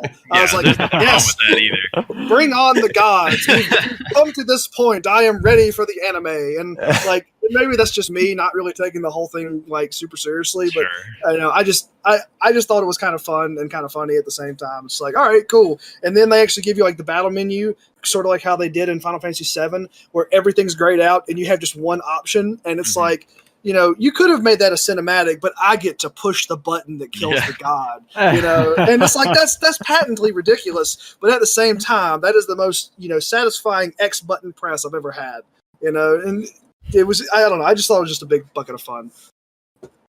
Yeah. Nothing wrong with that. Yeah. Persona 5 done. I liked it a lot. Persona 5 done. Check. So yay, Ryan, I can feel your happy dance all the way to here. No, see, we had Nate and Steph played it, and right as they were finishing, Paul and I started. So now it's time for Ryan and Will to jump on the train, guys. Come on. In what universe does this? This one, Earth 616. Right. You play Persona 5. So it's all go on you ahead guys. and start it, and tell me how you like it.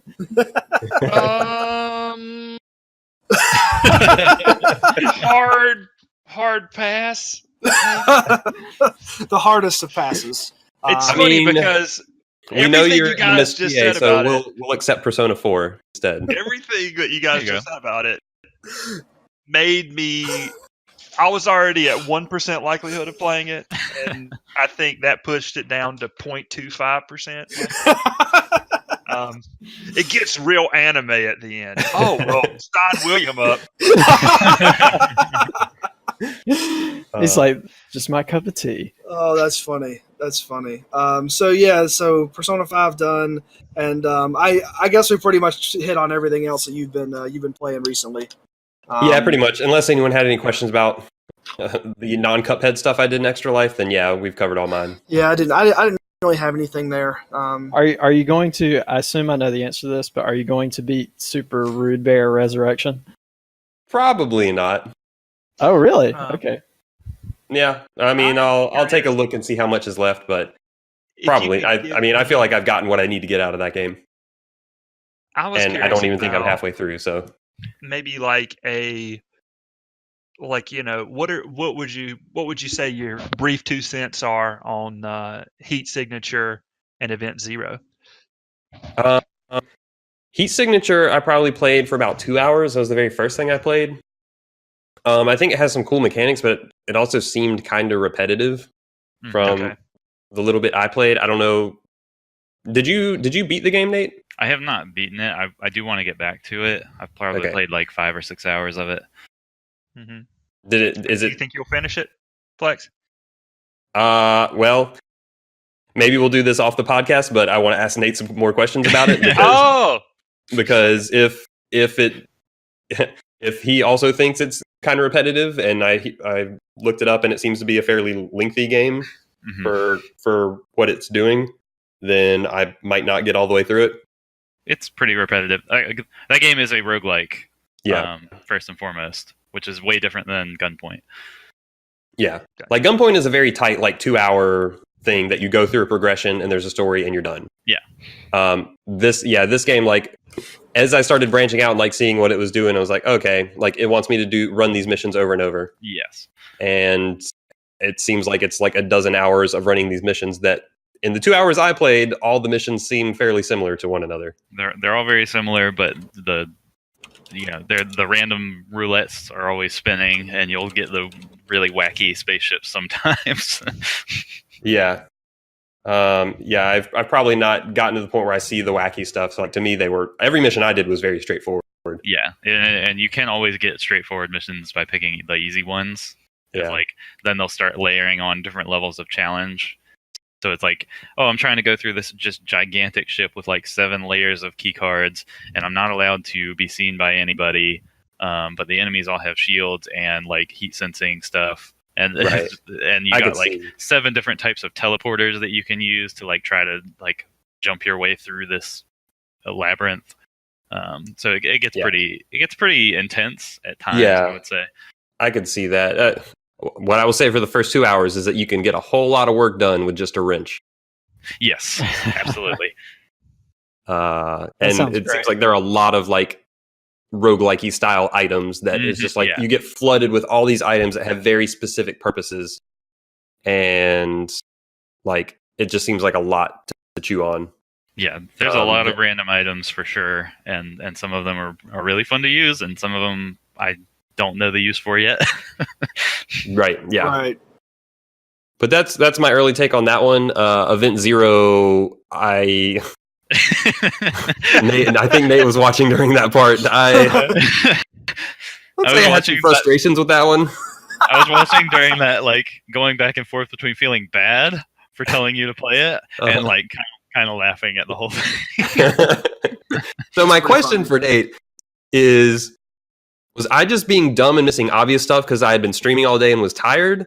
Or is that game just really obtuse and kind of like you just have to intuit kind of non-obvious things? I think both. Like, I definitely got stuck at some of the same parts you got stuck, but maybe not as long. And there were a couple of things that you didn't notice that you probably would have if you were more clear-headed. Right. Because yeah, like the thing that interested me about that game is that you're chatting with a computer, like you know, almost what was it called, Cleverbot? That Yeah, AI it's kind thing? of like that. Yeah, it's so like that to me was an interesting premise, but then it's like the like adventure game style like logic it has to it does not always seem like, I don't know, it seemed a little far fetched for me sometimes. Yeah. Yeah. sounds rough. Yeah. It can be rough. Like that's the type of thing, like adventure game logic, that I kind of have a peeve. But we'll see. Yeah, it's totally that kind of thing. It is. Oh, Yeah. So we'll see. I have some of the games I played on my stream. I have to do a little research about. what more I want to do with those, if anything. So Gotcha. Yeah. Speaking of things that are frustrating, I did start Dark Souls 3. I streamed a bit of it for Extra Life, and I basically the game tricked me, is what it did. The first hour that I played it, I didn't die once. I was just chewing through that game. Wait, is this I do want to point out that because I got started a little late on my stream, so like as I was getting set up, I had Paul's stream up, and Dark Souls 3 is the first one of those games where you actually have to beat the tutorial boss instead of like, all the other ones that you just die and then you move on, like you're supposed to die on the tutorial boss and you don't retry it. Dark Souls 3, you have to beat that tutorial boss. I think that tutorial boss is pretty tough. And I fought that thing a bunch of times, and I had Paul stream up, and he goes in his first time and just like murders it. That's pretty impressive, yeah. Yeah, and I was like, well, all right, Paul's got this game unlocked then. Like, he's good to go. Just gonna march straight to the end. Yeah. I mean, I was kind of feeling that way. I was like, yeah, like, I still got some muscle memory from that 25 hours of Dark Souls 1 that I played. This shouldn't be that bad. And then I got to the next area, and things took a turn for the worse. Dark Souls. Your Dark Souls stories always make me smile for some reason. If you want to see a lot of cursing, you can go back to my archive Twitch streams. Maybe because we're mortal enemies, but something probably about it. Probably. But no. So I actually found out two things since given some time away.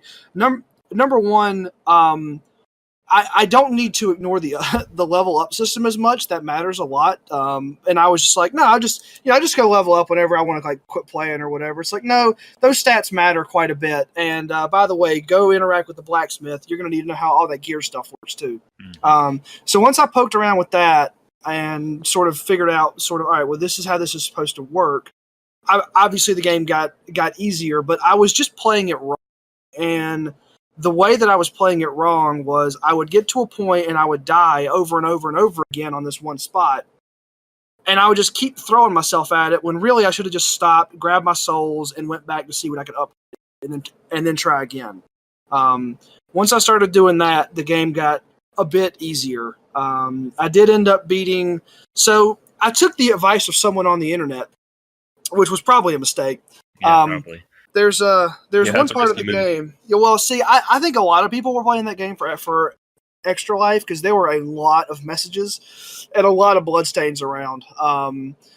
So I got to this one part where there was this lady who was sitting in this chapel, just sitting in a chair, and then there was like one of the messages on the ground was like, "Try attack," and I'm like, all right, I guess I'll just kill this old lady. Sure, why not? So I killed her, and I think I joined a covenant. I'm not sure if it's good or bad. And then a boss came down from the ceiling, grabbed me, and then just killed me without even me being able to do anything. So all those souls got lost. That was the Dancer of the Boreal Valley, who's still there. I have not been able to kill him. I think that's a boss I fought like 20 or 30 hours in. Yeah, so it was a problem. And so I did get through the first part. I'm in the Undead Settlement now, which is the second part. And I have sort of been doing this thing where I run forward, I kill stuff until I run out of Estus Flask, and then I just run all the way back to the campfire, fly back to the Firelink Shrine, and level up whatever I can, and then just do the same thing over and over again. So I'm kind of in a grind loop right now, but at least I'm not, dying over and over on the same boss or the same enemy. That sounds like a Souls game. Yeah. So as long as I feel like I'm making progress, I'll be fine. But as soon as I feel like I'm not making progress and I'm just repeating the same content over and over, and I'm also not getting better at it, that's when I get really frustrated at those games. But yeah. So at this point, how much of it did you actually play, you think? My save file has 3 hours and 15 minutes on it. Okay. So yeah, you're probably still in the first area or so. Yeah, I have not fought the first Cinder Lord or whatever they're called. Right.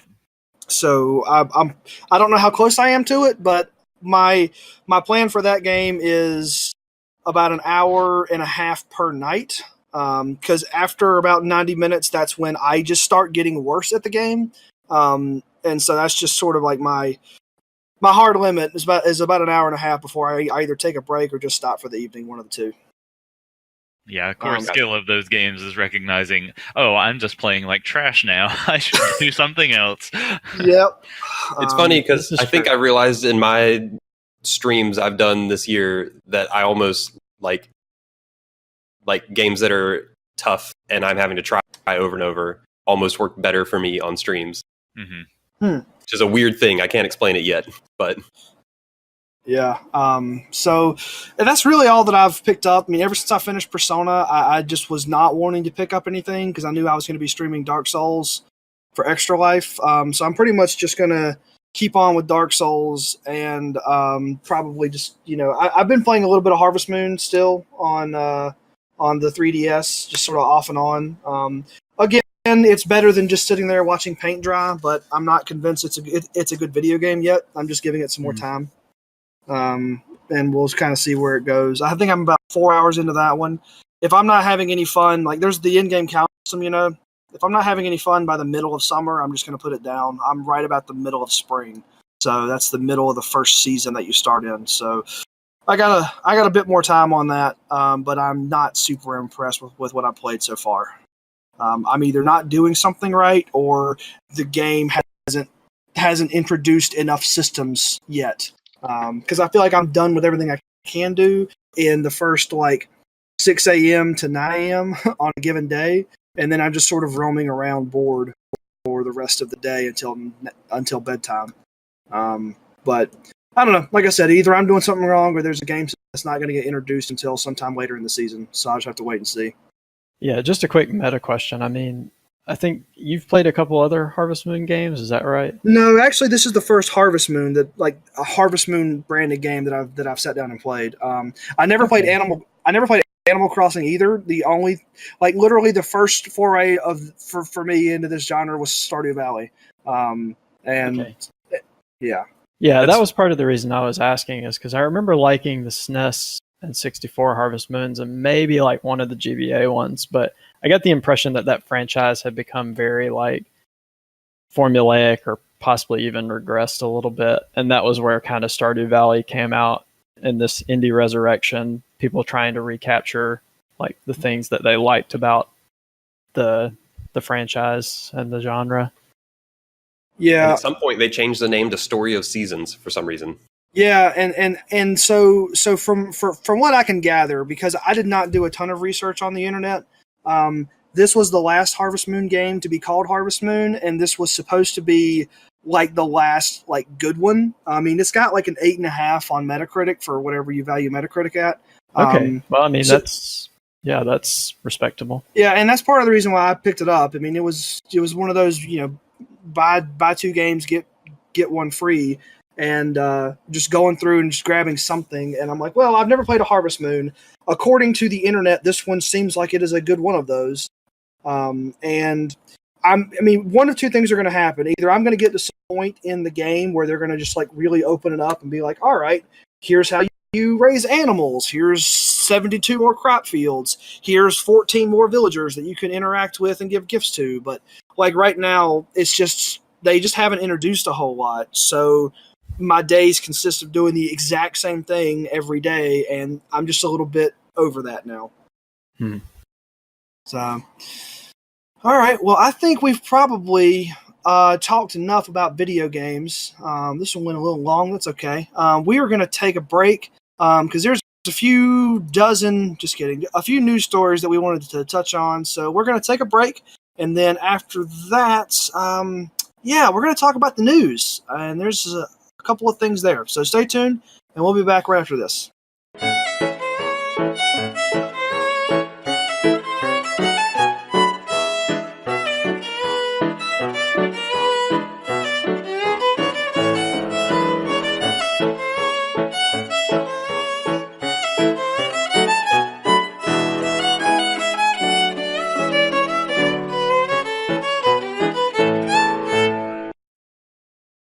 Ladies and gentlemen, we're back. ATACS episode 25. We were adults. We're talking about cool stuff, and now we're talking about the news.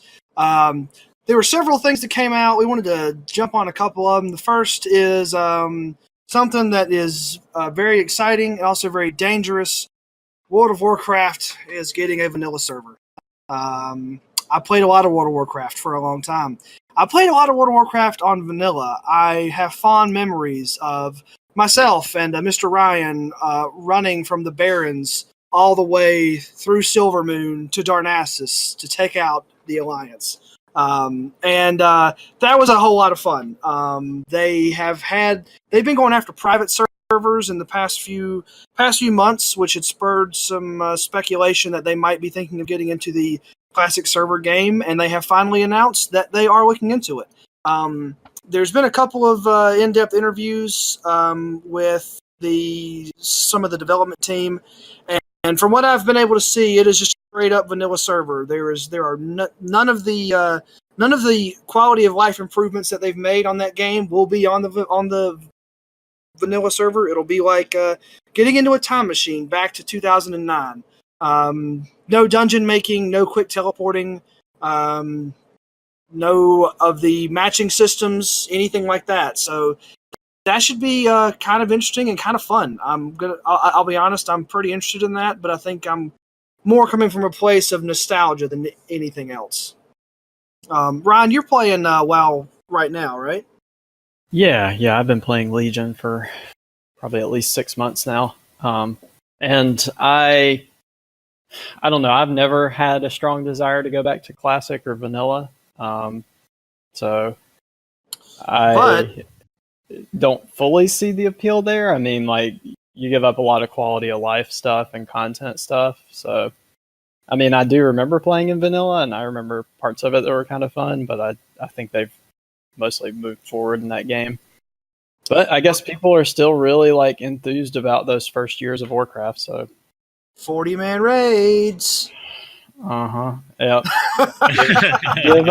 give up your weekend and get your hardcore guild, like your hardcore guilds, to schedule like 2 evenings a week or whatever that you have to give up your life.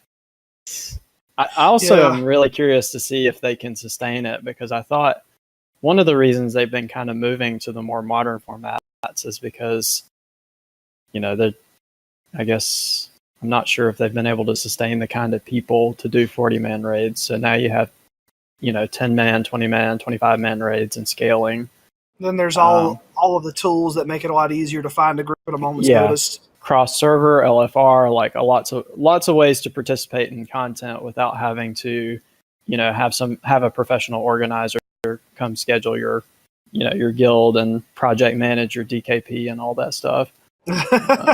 Listen, sometimes you just need to load up Primavera, put in a schedule, get a scheduler, get everything going. You got to schedule all those folks, because 40 people at the same time with about 10 people for backups, that's actually quite a task. And now that I'm saying that, I'm like, are there even going to be enough people, especially when you're going to have, and if they go back to vanilla, which they say that they're going to, you're probably going to end up having a population imbalance from Alliance to Horde, because my recollection was the game wasn't quite well balanced on the player base because the Alliance content was seen as more appealing than the Horde content back in those days. So that could be interesting. If you're a Horde vanilla player in 2017, can you even find 39 other people to raid with? Yeah. So I'm personally not that excited about it, but I know the fan base has been crying about it for years, and I mean, people have cared enough to invest in those servers. What I am interested in, though, is and I don't know if I'll continue playing a year from now whenever the expansion comes out, but I am kind of curious to see what they'll do with the expansion that they've announced. Yeah, so it was. I think it was like they announced plans for their 7th expansion, Battle for Azeroth. I haven't played through the end of Legion's content. I'm assuming at some point during that you have a raid where you kill the Legion, and it looks like that they're sort of returning the series to their roots, the Alliance versus the Horde. Because for a while there, the Alliance and the Horde had kind of had an uneasy truce because there was always a greater threat, and now the greater threat has been eliminated, and they're going to start fighting each other again. So that seems like it could be exciting. Yeah. Some of the lore stuff they're doing, I mean, there are parts of it I kind of like and parts of it I kind of don't like. Like, I'm not sure how I feel about like a high seas swashbuckling World of Warcraft, but that's yet to be seen. But it is kind of neat thematically to think about them kind of reigniting like the clashes, and they've talked about some big stuff. I mean, in their reveal, they said, the Undercity has been conquered by the Alliance, and the Horde has burned Darnassus. So, I mean, we're talking about some big story shifts, and then they're doing things. I haven't caught details on artifacts and stuff yet, but they're doing things like introducing sub races, which the ones they've picked, it's kind of interesting. They're very focused. They seem to be very focused on races that were in Legion, like the Light Forged Draenei and the Shal'Durai, but as opposed to races that might have a longer history with World of Warcraft. But even so, I mean, it sounds like they're going to have some story beats to like why these sub races, like why the Night Elves or whatever will be joining the Horde, and the Light Forged Draenei will go help out the Alliance. Okay. Yeah, I played probably the first 3 months of when Legion first came out. That was my time when I played, and I've since dropped off. The MMO bug bit, and then it let go, and then when it bit again, I went back to Star Trek Online. But yeah, the fact that this game is still going after so many years is just kind of impressive in and of itself. I mean, this is their 7th expansion, but they're still pumping out some really nice looking cinematics and some really innovative content, considering how old the platform is and how old that the game is.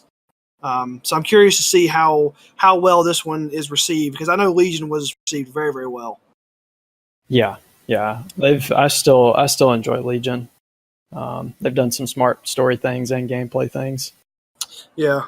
So moving away from World of Warcraft a little bit, we've got some interesting news from GameStop, who is fighting to remain relevant as hard as they can in the age of digital sales. Not content with just trying to sell you Funko Pops, they have now introduced Power Pass. You can pay GameStop $60, and then for 6 months you can play as many pre-owned games as you want. So you have to be a Power Up Rewards member, but you pretty much can take home a used game. You can play it, and once you're done, take it back and swap it for another used game. You can do that as many times as you want. So you pay the $60, and you just pretty much get unlimited access to their used game catalog at whatever your local store is. You can only get one game at a time, but the kind of neat thing is that you get to keep a used game at the end of that 6-month period. So, you pay $60, you get 6 months of, used games back and forth, and then at the end you get to keep one.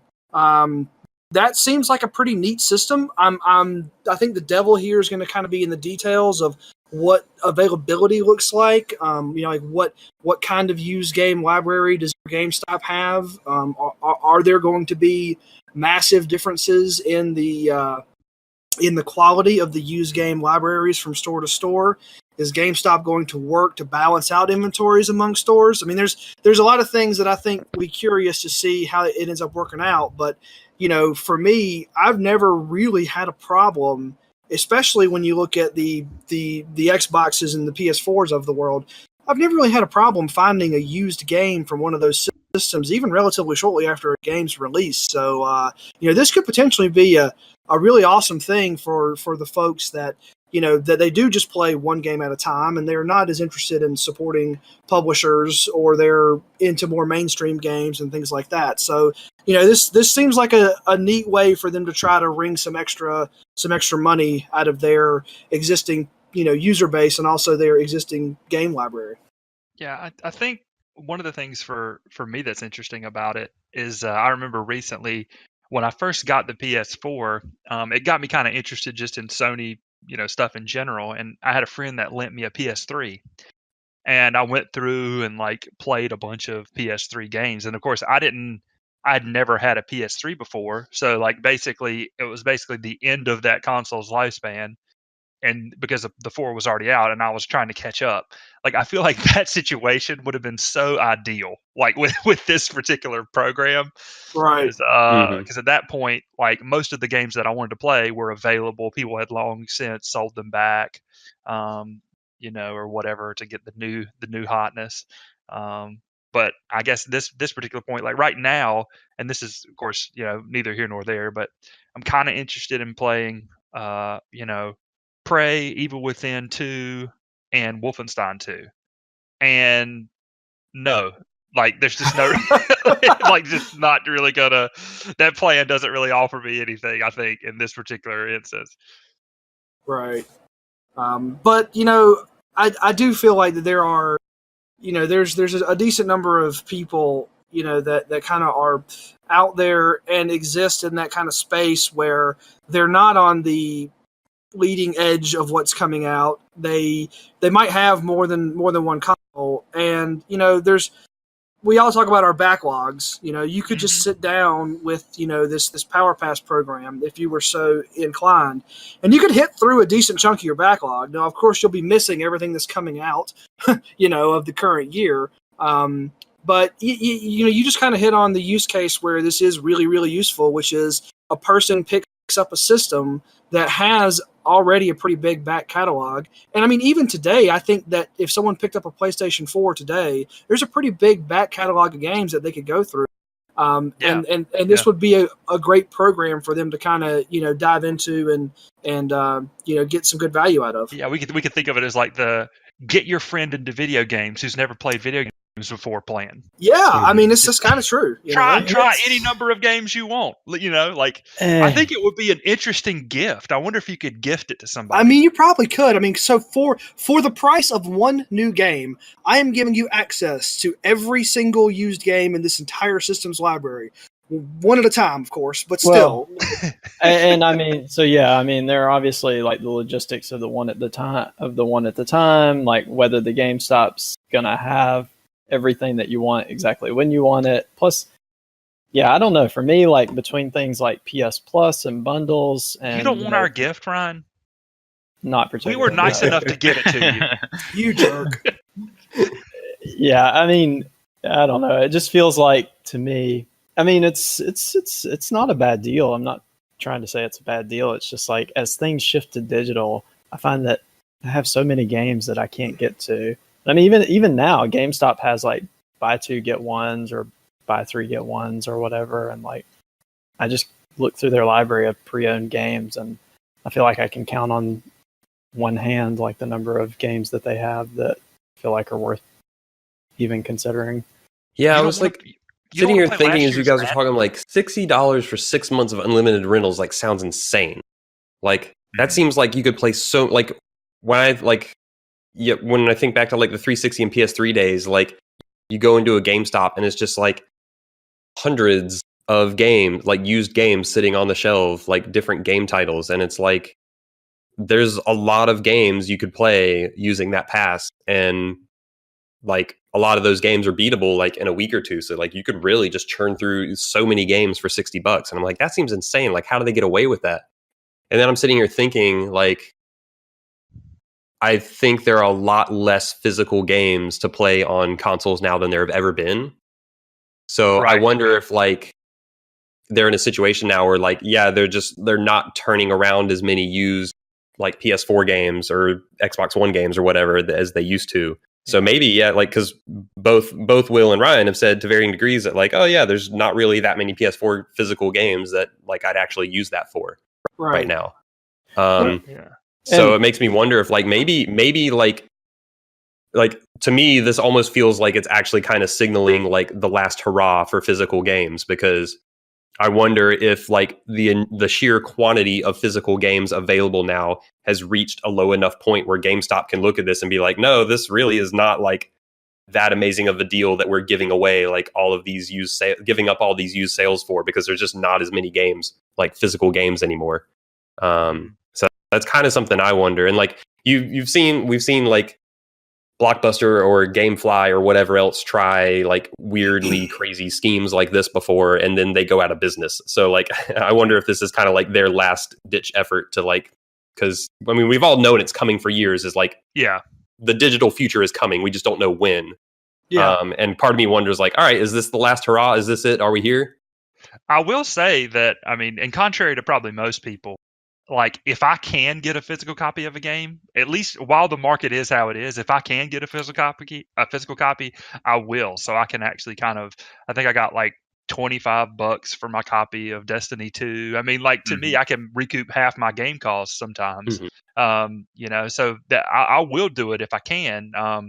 Your argument, you're talking about how there are fewer games. I mean, one of the games on my backlog, maybe on some of you guys' backlog, is Hellblade, which is digital only. So that's not one that I could use. Yeah, and stuff like did Divinity Original Sin 2 have a physical version? I don't even know. I don't know. Yeah, and I mean, retro too, like, because I've looked at GameStop recently a couple times when they've done their buy two, get one, or whatever their sales are, because, there are a handful of 3DS and DS games, like, kind of like maybe not quite retro, but, slightly older systems. And, like, if you walk into a GameStop and look for those kind of games, like, you'll be lucky if they have one of the ones that you actually want. So that kind of really makes me question, once you start going outside of the library of modern games, like into sort of like quote unquote retro or older game systems, like are they even going to have anything that you really want? But see, that's just it, Ryan. You just hit on it. You go and you pay the $60 for this program, then you go and buy a DS, and then you just play DS games forever because they have a million of them. No. That's what I'm saying. I have a DS, and when I walk into my local GameStop, their catalog of games that they have in my local GameStop is very slim. See, mine has like mostly a million. Like, it's like 10. They'll have every version of Pokemon and nothing else.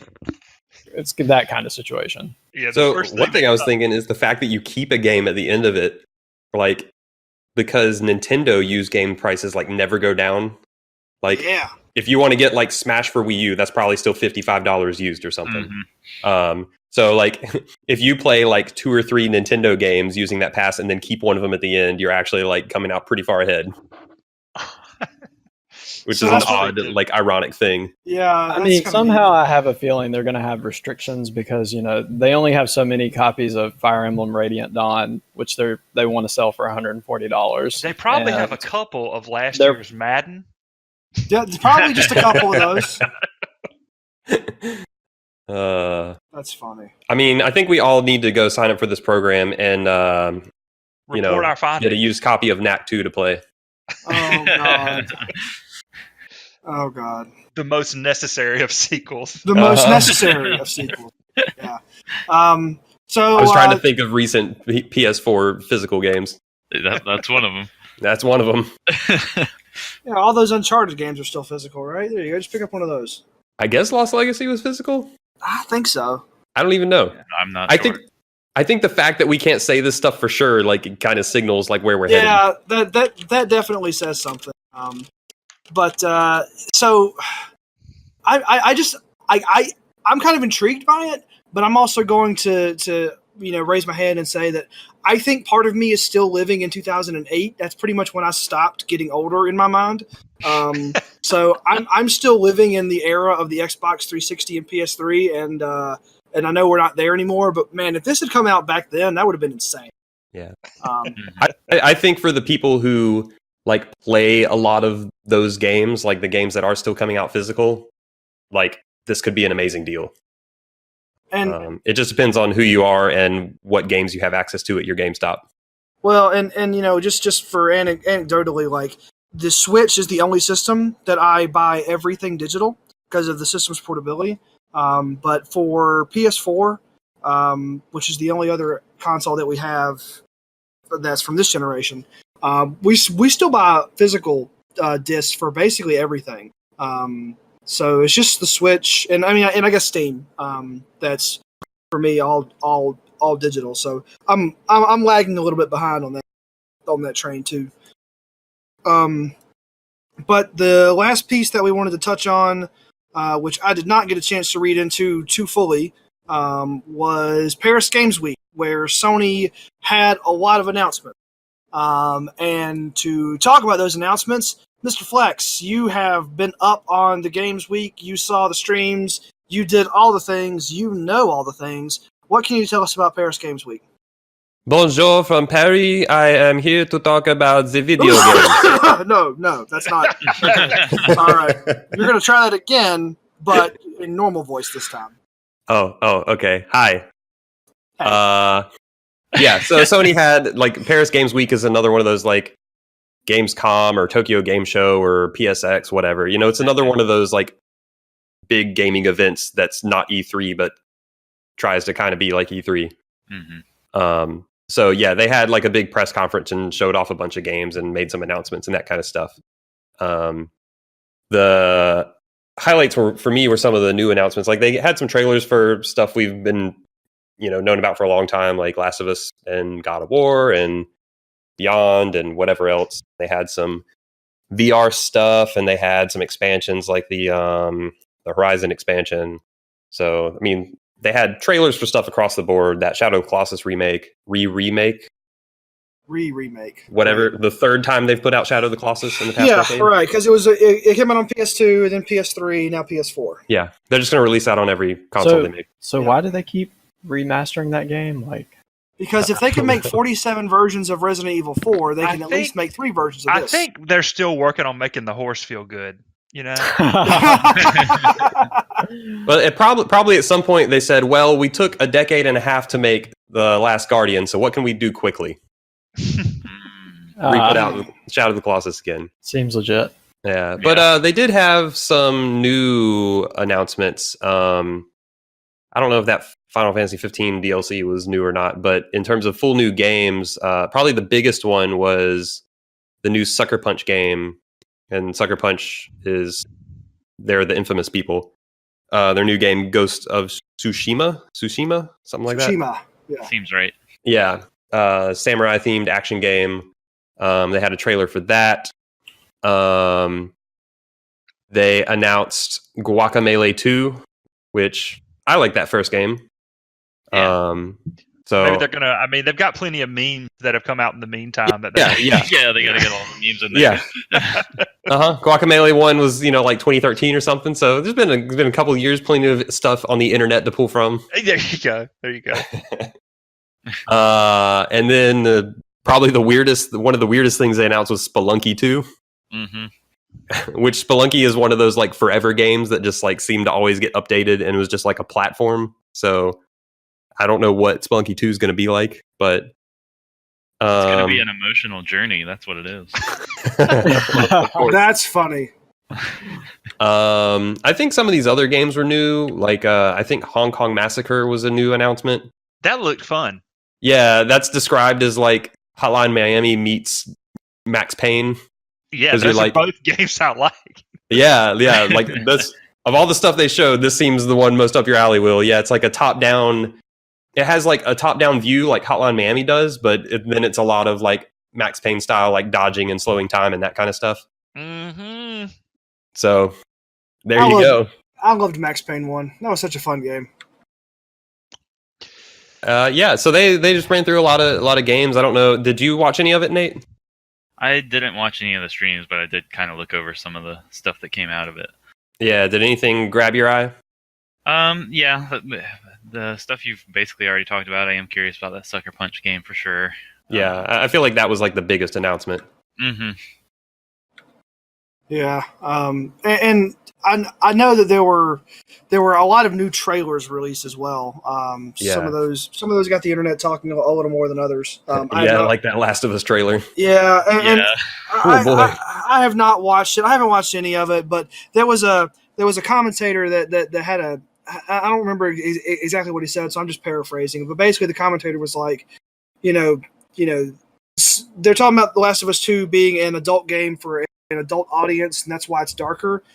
There's enough darkness in the world right now. I don't think I really want that, and that's kind of the same headspace that I'm in. Is that if this game had come out at a different time or place, I might think differently. But like right now, Mm-hmm. I just don't need any of that, like at all. Like I just need to play Harvest Moon for a while. Yeah. You don't need to like smash a woman's arm with a hammer. No, I mean like No, and you know, I know game development takes like a long time, but this just seems like, I don't know, this just seems kind of like the wrong time and place to be releasing a game with that kind of, you know, like that kind of theme and imagery behind it. But you know, I guess if it was that. Yeah, that trailer is pretty intense. yeah, I don't want it. They can have that back. But yeah, I thought they showed some cool stuff, and for me, like coming out of E3, where I thought Sony mostly showed stuff that we had already seen before. Yeah, and they re-showed all of those again. But right. it was nice for me to see that they had some new games like Ghost of Tsushima and Guacamelee 2 and Spelunky 2. Like, it was good for me to see that they had some new games that I'm interested in playing. Fair enough. So like that, I thought that was cool to see. So we're thinking that Last of Us 2 might be rated M for Probably. So no, I think it'll be rated E10 plus. You're so wrong. That's just not right at all. You don't even know what you're saying. and did Sony give any release dates for these games? I think pretty much all of this is 2018.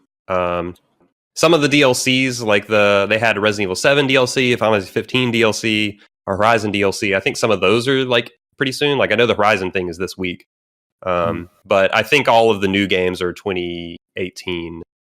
Some of them they might not even said that. They did announce this game called Ure that came out the day they announced it. Yeah.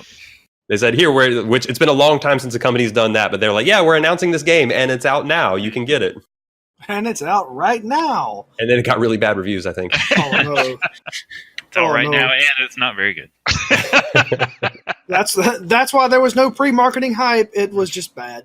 Yeah. It was like a jerk. Oh yeah, I just looked at I'm not trying to crap on Ure here, but yeah, it's Metacritic's 49 right now. Oh no, that's real bad. That's real bad. Ray. Ray. Granted, that's only from 4 reviews, so you know there may be more incoming, but not a good start. That's pretty funny. I'm gonna go play Ure now. Yeah, go for it. Somebody needs to show it some love. Oh, that's funny. But yeah, and the other thing I kind of noticed watching that show is like, I wasn't sure what all of Sony's first party teams were doing for a while, but I feel like now like all of them are working on something that we know about. Mm-hmm. Yeah. So like they got their biggest guns making games right now. Yeah. Cool to see. Yeah. Regardless, I guess some of that depends on what you think of stuff like more God of War or Last of Us or whatever, or Spider-Man. Because that's the Insomniac game. He does whatever a spider can, you know? Yeah. You said it perfectly. You know, that's whatever a spider can. So speaking of, well, just one question though. So the only good Spider-Man game wasn't that Spider-Man 2 for PS2? I mean, that's the one people seem to always point to. I like that game. Yeah. Maybe Maximum Carnage for the Super Nintendo. That game's pretty fun. That game was good. Right. Separation anxiety. So I guess maybe if you map out the time between the one for the SNES, the one for PS2, maybe it's time for the one for PS4 to also be real good. But that's about all the news that we were going to touch on. I think. I don't think we missed anything else.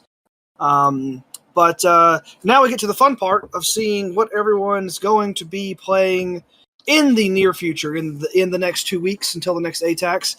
Nate, what do you have on your docket that you're playing for the next couple weeks?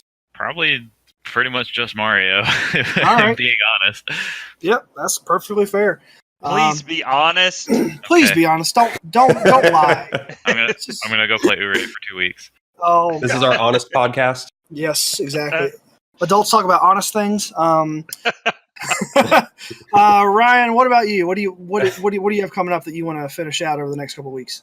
Doki Doki Panic and Zelda 2. All right, throwing it back. Maybe if I knock out my Famicom run, maybe I'll pick up Mario Odyssey. Okay, all right. Got to get your priorities straight though. Yeah, I like in 2017 that it's like, yeah, what are you guys playing? Doki Doki Panic. Yeah, you know, just 30-year-old games. That's all. There's probably some shared blood there. Maybe a little bit. Mr. Flex, what are you planning on playing? Well, at the same time, here it's 2017, and the next game I'm playing is Mario. So, how far have we actually come? That's a good question. Yeah, the main game for me is Mario Odyssey. I've only put a handful of hours into that, so I'm going to be pretty heads down on that. I may, depending on how Mario goes, start either Wolfenstein 2 or Nier Automata along with it. So, okay, those are kind of the top of my list. All right, Will. What about you? What do you have coming up? Oh, continuing the Ashes of Malmouth expansion for Grim Dawn. All right. Playing a little more XCOM 2 and playing more Divinity 2, Original Sin 2. 2 Original Sin. Original Sin 2, Divinity Originals, 2. Divinities. City 2. Probably all that. All right. 2. As far as for me goes, I'm planning on playing exactly 90 minutes of Dark Souls 3 per day until I don't want to play it anymore or I finish it, one of the two. Other than that, I'm not really planning on starting anything else because I am partaking in NaNoWriMo for the month of November. That is where you write a novel in a month. So I am Nice. I'm working on that. My novel is garbage. That's okay. It's supposed to be. Probably going to get out of here and go write whatever words I'm supposed to write for tonight. That's so awesome. yeah, so it's fairly exciting. Well, this has been Adults Talking About Cool Stuff, episode number 25. We'll be back in your feed and on your YouTube channel in 2 weeks, where we will talk about more video games and more. And we're just going to have a good time for the next couple of weeks. Thank you guys for tuning in, and we will see you then.